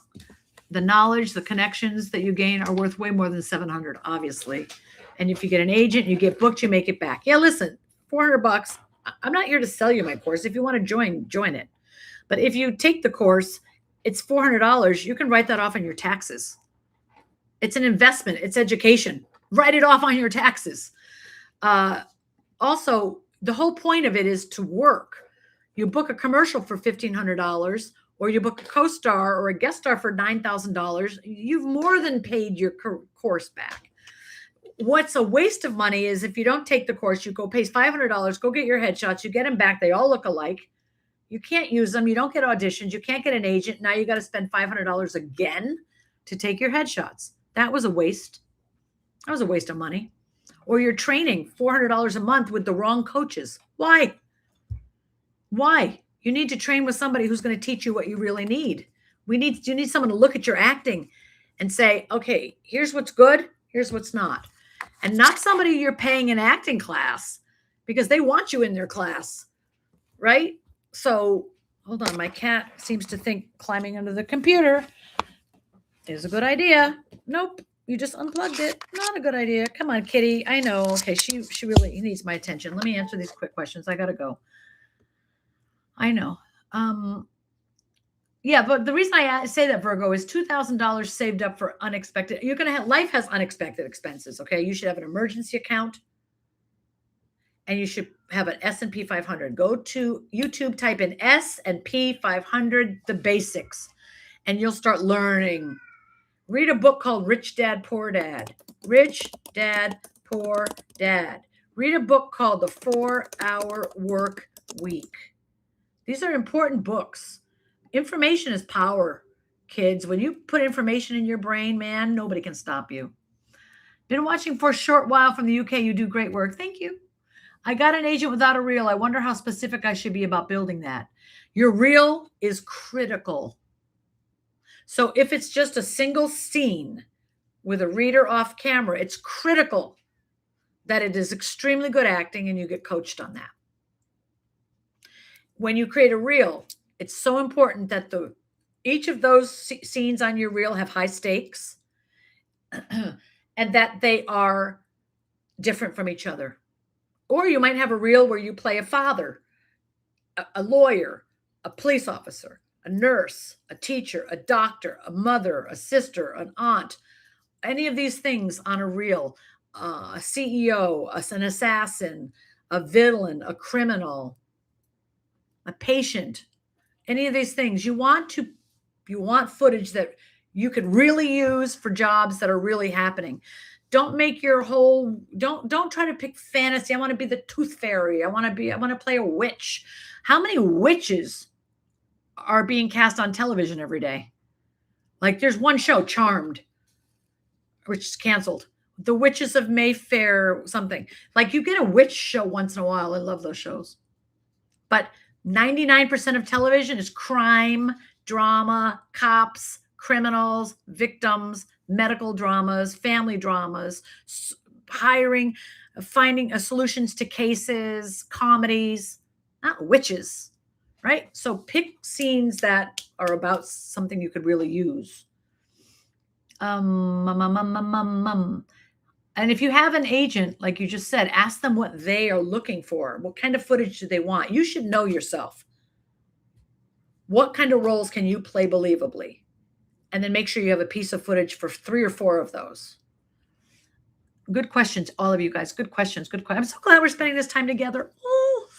Let's see. I'm 38 years old. I found your channel before I'd ever taken an acting class. Now a year of part-time training, and I've just been accepted in full-time drama school in the UK. Have fun. That sounds like amazing. Have fun, undercover brother. Mila Jovovich is another who started as a love interest and went in. Yeah, she did, Lynn. She went into the kick butt roles. Osiris Suarez, how would you say is the best way to break from your local market into bigger markets when already a professional actor? Okay. Well, you need an agent that's getting you auditions for bigger things. So you might be in a local market. Maybe let's say you're in Virginia or something.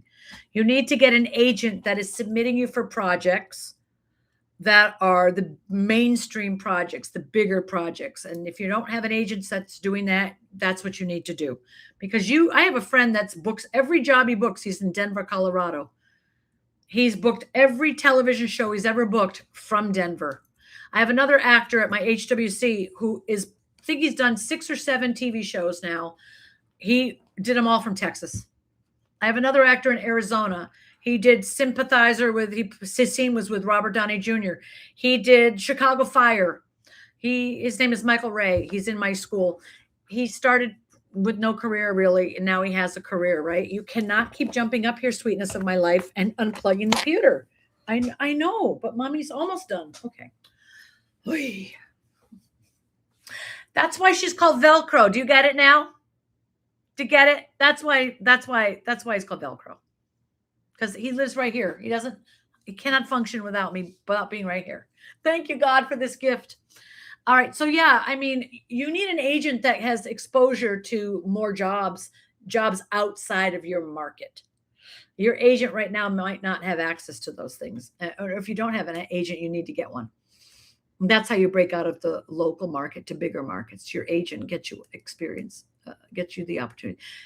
Got your SAG card about 60 years old, only a few speaking roles, but I do get quite a few auditions. Percentage of the booking is industry normal. Love your content. Oh, good. And listen, muscle cars, if you're auditioning a lot, but you're never booking, and that's not what you said, but it reminded me, Amy Linden is a booking coach. Amy Linden teaches actors how to book. So for people who are auditioning but not booking, you need a booking coach to help you figure out why aren't you booking, and let's fix what's not working. All right. She comes and teaches at HWC many times, and she has her own classes. She's been teaching actors for 30 years. She wrote a book called 15 Guideline Map to Booking, and she's one of the best coaches in the world. She's also affordable, like $200 a month. Affordable acting classes. I highly, highly recommend her. I've taken classes, scene study, improv, audition classes. What else should I be doing? Or should I focus on those? Well, those are the basics. You need scene study, improv, and audition. Absolutely. Keep taking those. If you want to get into commercials, you need a commercial class. And if you want to book television, get a booking class. When you're playing, and great question, Ariana. When you're playing an unlikable character, you think back to a moment in your life, but that event is over. You feel nothing anymore. What can I do? You need to take acting training. You need to take acting classes, because it means you don't know yet that you have to create you have to tap into different emotions that you have, write them down in a journal, and understand what triggers your fear, what triggers anxiety, what triggers anger, what triggers your love, what triggers hate, what triggers jealousy, envy, enthusiasm, excitement, horniness. If you're madly in love with someone, what triggers all of those things in you? If you know your triggers, you can think about those things and trigger that emotion.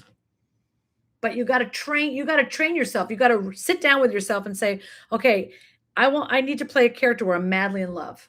Well, I better figure out what triggers me feeling madly in love. Maybe it's somebody you felt madly in love with. Maybe it's a love of an animal. I mean, I am madly in love with this cat, right? If I'm thinking about this cat, there's so much love in my heart. I could be saying to my scene partner, I have so much love in my heart for you. But it's really because I'm thinking about my cat. The audience is going to think I mean it to him, but I don't know him. He's my scene partner. I don't love him. I'm thinking about something I really love.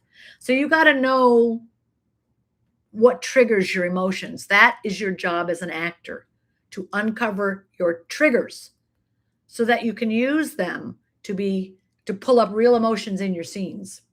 Look at these hands. Do these hands have a life of their own? Hands. Yay. Oh God. Okay, Velcro. Let me see. Yes, Samet, sharing is caring. You can have her for a while. Thank you. I'm smart. I appreciate that. You're going to Thailand end of August. Have the best time of your life. It is so amazing. It is so wonderful. I think that's it. Let's go. I think I'm going to run off. Hi from Turkey. Hi. Yes. Oh, you're welcome. You're welcome. I signed up for HWC last year, and sometimes I'm not able to get my monthly self tape in, but I still film them. Oh, good for you. Good for you. And it's been helpful in your startup process. That's really good. Listen, let me tell you this, Virgo. Come to class. Let me see your face. Come say hi to me. Um, every month in HWC, we do a challenge where you get a script the last Friday of the month and you put it on tape. And then you could turn the tape in on YouTube. And then on the first Friday of the month, we have acting coaches that watch them and give feedback. Several coaches give feedback on your work. You can still bring them to any other class if you can't make it to the Friday class. Okay. So I just want you to know any other class you can bring it. We'll look at them. But what that does is you'll get to see the same scene done by, you can watch the replays too. You'll see the same scene done by 30 other actors. When you see the same scene done by 30 actors, it's like you're sitting in a casting session and you see what the casting director sees. 30 different actors take on the same exact material. You need to see that. That's very important to understand. Okay, that is what's happening when a casting director sees an audition. Why are they responding to this person's audition and not this one? You will start to see for yourself why you are responding to certain auditions and not other auditions. What did that actor do that caught your interest? And what did that actor do that turned you off? When you start seeing that, you'll learn a lot. You will learn a lot. You're welcome. You're welcome. I want an agent, but I haven't booked much speaking roles yet. Well, get out there and book. I just put the link if you want to train with me. Happy to have you come in. There's an entire vault, over 500 classes that you will have access to with agents, casting directors, teaching you why they cast the people that they do. Like when you're in front of a casting director, why do they choose some people and not others? We've had 30, 40 casting directors come to class and talk about that. So inside the course, you get a vault, a library of over 500 classes that you can watch. Producers, directors, actors, some stars, celebrities, all kinds of people have come in and talked about how they built a career, how they became a series regular, how they got on TV, how they got their agent or manager. Agents and managers have taught classes, so you can watch what they have to say. It's a huge resource. And then you also get the live classes with me, and we're there for you for a year to help you build your package. So, right now you can get it for $400, $449, I think. I really hope you come and join me. I'd be happy to train you and coach you. Also, I just loved spending this time with you. If you're watching this at home later or whatever, I tried to talk about all the things that we do that you think are a problem. I'm too old. I don't this, but it's not a problem. You guys can have a career. I'm going to write down some important, just listen. You got student films. I'm going to put it in the chat. Okay. Student films. Short films, web series,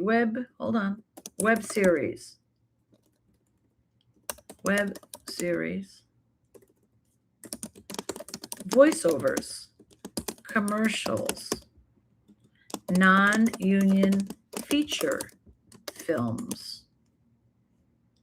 If you have questions about what any of these things are, ask me while I'm here. Feature films. I'm having a hard time spelling feature. Keep coming out future.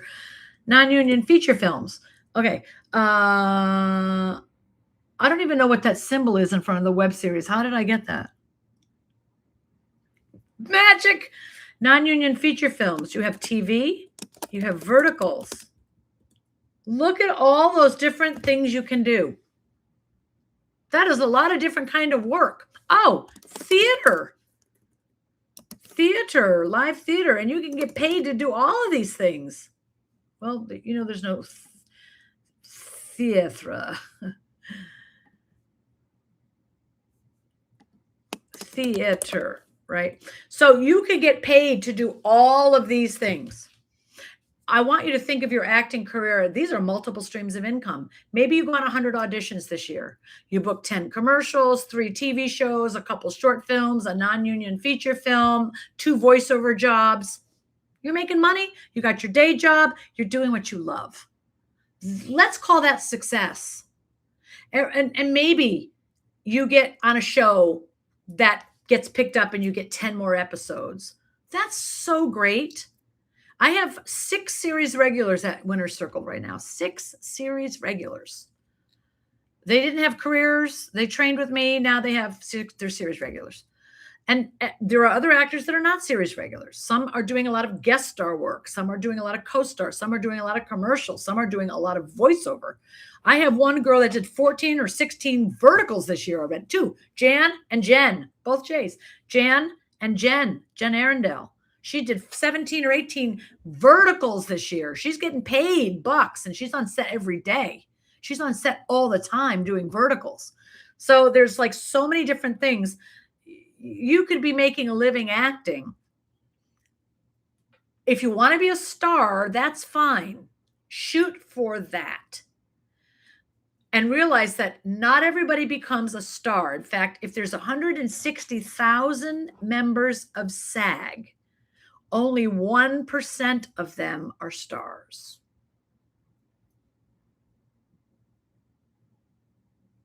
Right? Only 1%. Everyone else is not. You could get in that 1%, but you'll never get to it if you're not doing all the work that we're talking about. You got to be auditioning, learning how to book, learning how to train, how to package, how to sell yourself, how to market, how to get an agent, how to get a manager. You got to learn all these things. You got to get on TV, build your resume, build relationships. Then maybe you'll land in a project that becomes a hit and you become a star.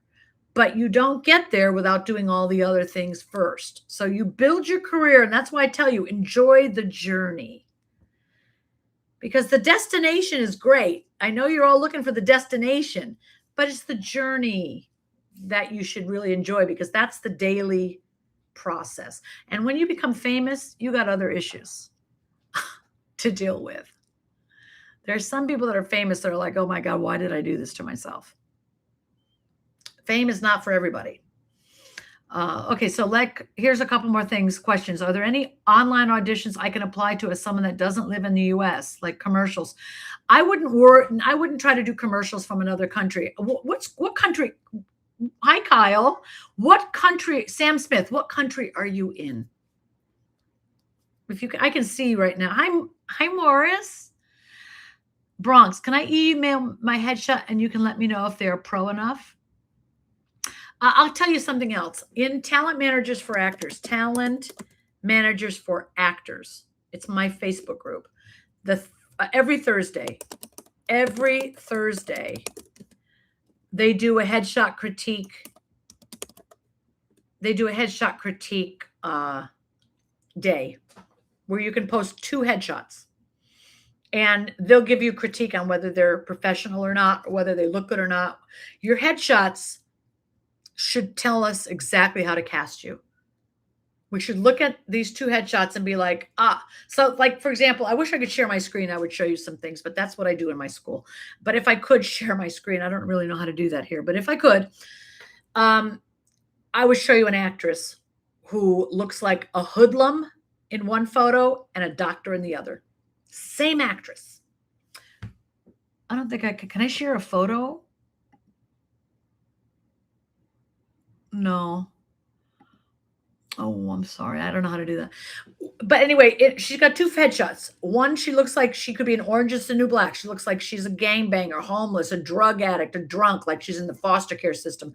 And another one, she looks like a doctor, scientist, lab technician, professional, clean cut, gorgeous, beautiful woman. And this one, she looks like a hot mess. 2 photos. Totally different.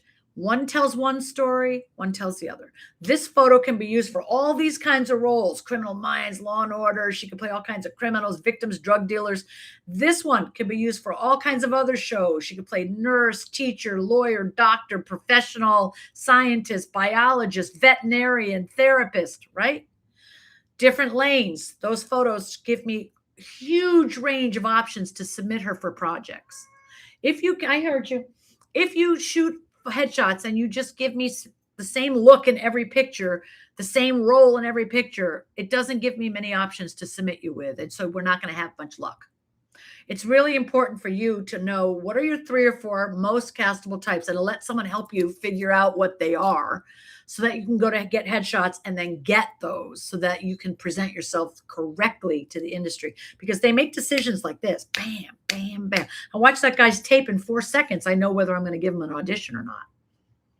That's how fast I can decide whether I'm giving him an audition. 4 seconds. I don't have to watch the rest of the tape. I already got it. So if they're making decisions that quickly about you, shouldn't your materials be good? Shouldn't you know what you're doing? I mean, there's no point paying for classes if you're not really trying to build a career. Unless the Caribbean, a very small island called Trinidad. Okay. Do you have a film festival in Trinidad? I'm going to look it up myself. I'm going to go to the Google. I'm going to type in film festivals in Trinidad. Film festivals in Trinidad. The Trinidad and Tobago Film Festival. They have that every year. The last one was February 27th. What festivals are in Trinidad? Hold on. Film festivals. Why? I spelled that wrong. In Trinidad. So then I would say it is the world's foremost Caribbean-focused film festival. What's going on about us, our values, the festival, meet our programmers, the sponsors, the films. I'm looking right here at the website. At that film festival, you will find all the people that are serious about making films. Have you been working with those people? My first question would be, if you had a list of everybody who was screening their movies at that Trinidad Film Festival, how many of them have you worked with? How many of their movies have you been in? How many projects have you collaborated with them on? Start with that first. That's right in your market. Hi, Brian. I love watching my video. Thank you. So that's what I would say. And if you really want to be an actor and you've worked with everybody in Trinidad, here's another thing I'll say. God, I can't stop helping people. I know, Kitty. I know. The internet, friends, is free distribution. Okay, Kitty, no. Kitty, you can't do, oh, Jesus. The internet, come here, come on. No, one more time. There we go. The internet, come on, your hands, is free distribution, Velcro. Meaning, if you create a scene that is so damn good, reader off camera, maybe you had a friend shoot it, your production company shot it or something, put it in Facebook groups in other countries, in England, in London, in New York, in Canada, in Los Angeles, put it in Facebook groups, then do another scene, put it in Facebook groups, do another scene, put it in Facebook groups. Somebody's going to start going, who is this actor? Damn, they are good. You know what? They would be perfect for my role in blah, blah, blah. Let's get them on tape. They send you the sides. You're in Trinidad, but they like you for the role. They could fly you in to shoot it, but not if you're not marketing yourself.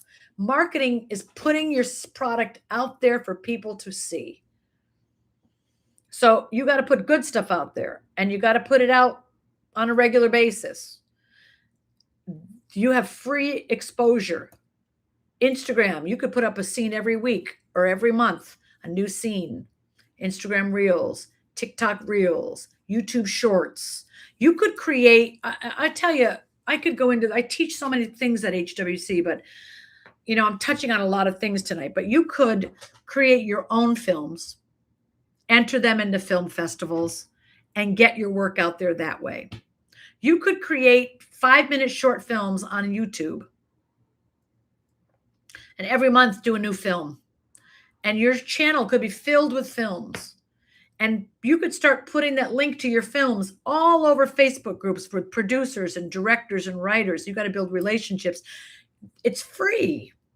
It's free distribution. Facebook is free. Instagram is free. TikTok is free. YouTube is free. If you can act, dance, sing, Everybody in the world could see it. There's 8 billion people. They're all online. Post your scenes, post your work.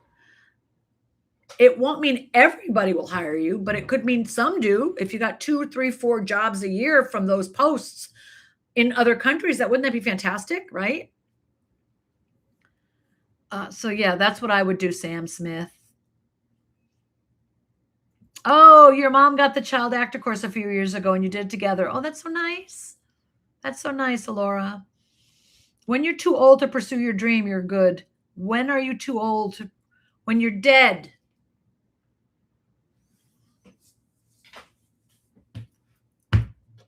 That's when we're too old to pursue our dreams, when we're dead. We're not here anymore. Until then, I would say, I remember this story about a woman who was dying. She was a producer on a film. She was on the gurney being taken into the operating room where she died. She was on the phone. She's producing a movie. Ow! Don't bite me. Don't bite mommy. Okay, I'm coming. She was on the phone. Don't do it again.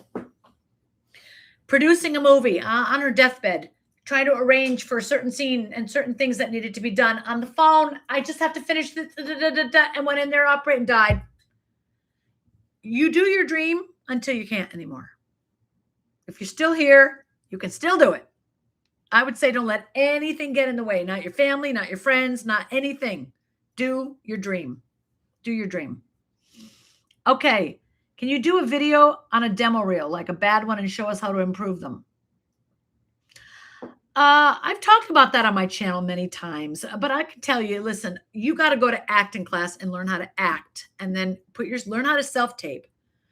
A demo, you don't need a demo reel right away. And I would say don't save $400 to try to guess this. Don't save $400 to try to guess how to have an acting career for 2 years, 3 years. You're just wasting your time and your energy and your money. I know how to have an acting career. Pay the $400, come train with me. We're done. You're going to learn everything you need to learn. What are you going to guess for? You'll see plenty of demo reels. I would do that, honestly. But if you're not going to do that, and that's okay too, then you could go to, you have to understand the difference between a self-tape and a demo reel. A self-tape, when you get an audition, they give you the sides and they tell you, put this on tape. And you create a self-tape, right? A demo reel is the piece of footage that you get back from something. Or you hire a company that, let me show you something. I look like myself productions. Kitty, you're getting a little rough now. Stop it. I Look Like Myself Productions. That's a company that shoots demo reels. Here's another one. Jig Reel. Here's another one. Relentless Film Works. Go look at those reels, and you can see the scenes that people have been making. Those are examples of good reels. And they shot it. You paid for them to shoot it.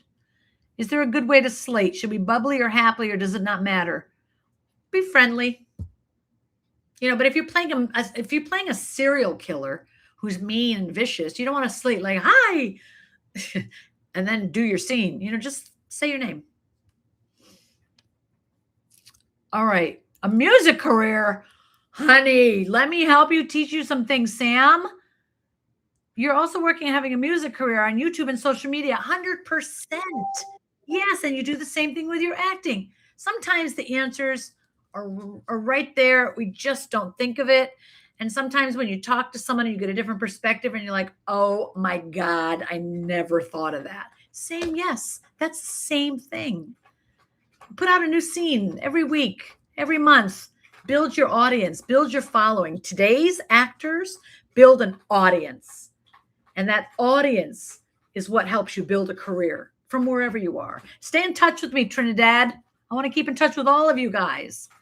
I'd love to attend your class. How can I? Okay, let me give you the information. So here's the link to sign up to my class. Nope, that's not it. That's the film festival in Trinidad. Hold on. Link to my class. Where is it? Oh, here it is. So the way this works is you join my training and I spend a year with you. We get to talk every week of your life. You get to talk to me, you get to ask me questions, and I get to actually see your face, which I'd like to do. I get to see your face. I get to know you. I get to see what you're dreaming, what you want, what you really, really, really want in your heart for your career. What kind of shows you want to do, what kind of movies you want to make, what kind of characters you want to play, and we talk about how to do that. And then we talk about how to create footage that will help you get those roles. And then we talk about what kind of agents and managers are really going to help you do that. And then we submit to them so you can get representation. And this process goes by so much faster when I'm helping you. I really don't want to see creative people guessing and wasting time guessing, because it's just like I feel life is too short. It's too short. So if you want to train, yeah, and Virgo, you can still use this code. I'll tell my assistant to leave it live for another week or so that if anyone's waiting to get paid, they can come. But then it's going to shut off. So then you have to wait till Cyber Monday. Cyber Monday. We do it once. We do Cyber Monday and 4th of July. Let me see. Okay, so thanks so much. I'm 14. I want to start out, but a lot of people say teenagers, child actors, there's no experience. Okay, I don't want you to listen to a lot of people. I want you to just hear me. Block everything else out of your mind. Okay. It's not too late. You're only 14. You haven't missed any window. And if you're 80, you still haven't missed any window. No actor, I'm trying to find your name, Tatum. No actor has experience when they start out, unless you're born on camera on a television show, right? So every single person you've seen in every movie you've ever watched your whole life had no experience when they started. Every movie, every TV show, no experience. So that's okay to have no experience. What happens is over time, we get experience. We train, learn how to act, get good at it, practice a lot, book small projects at first, then keep training, book bigger projects, keep training, book bigger project, keep training, become a star, keep training, booking. That's a career, right? You audition 20 times, 30 times, 40 times, book one job. When you look at someone's resume and you go, oh my God, they were on Grey's Anatomy and Blue Bloods and Chicago Fire. And those are the shows they booked. You don't see the 50 shows they didn't book. You crazy cat. She's getting crazier. Those are the shows that you see they booked. You don't see all the shows they didn't book. So every actor starts from scratch. Every actor learns how to act, then gets better at it over time, starts booking over time. And then if you stick with it long enough, you could land in a really great project that makes you really rich and really successful. All of that is a journey that I encourage you to enjoy. Shoot for what you want, but enjoy the process. All right. I have to go because my cat's losing her mind. Thank you for being a part of my channel. Thank you for being here on YouTube with me. Thank you for letting me speak to you and speak to the things that are most important to you. I love your dream, and I know you can accomplish all kinds of great stuff in this business. I'm here to help in any way I can. Keep watching my videos. Thank you for letting me talk to you, and have a great day. Go out there today and just be proud of yourself. You're amazing and you're wonderful. You're fabulous. You deserve every great thing. Okay? I love you guys. I truly do.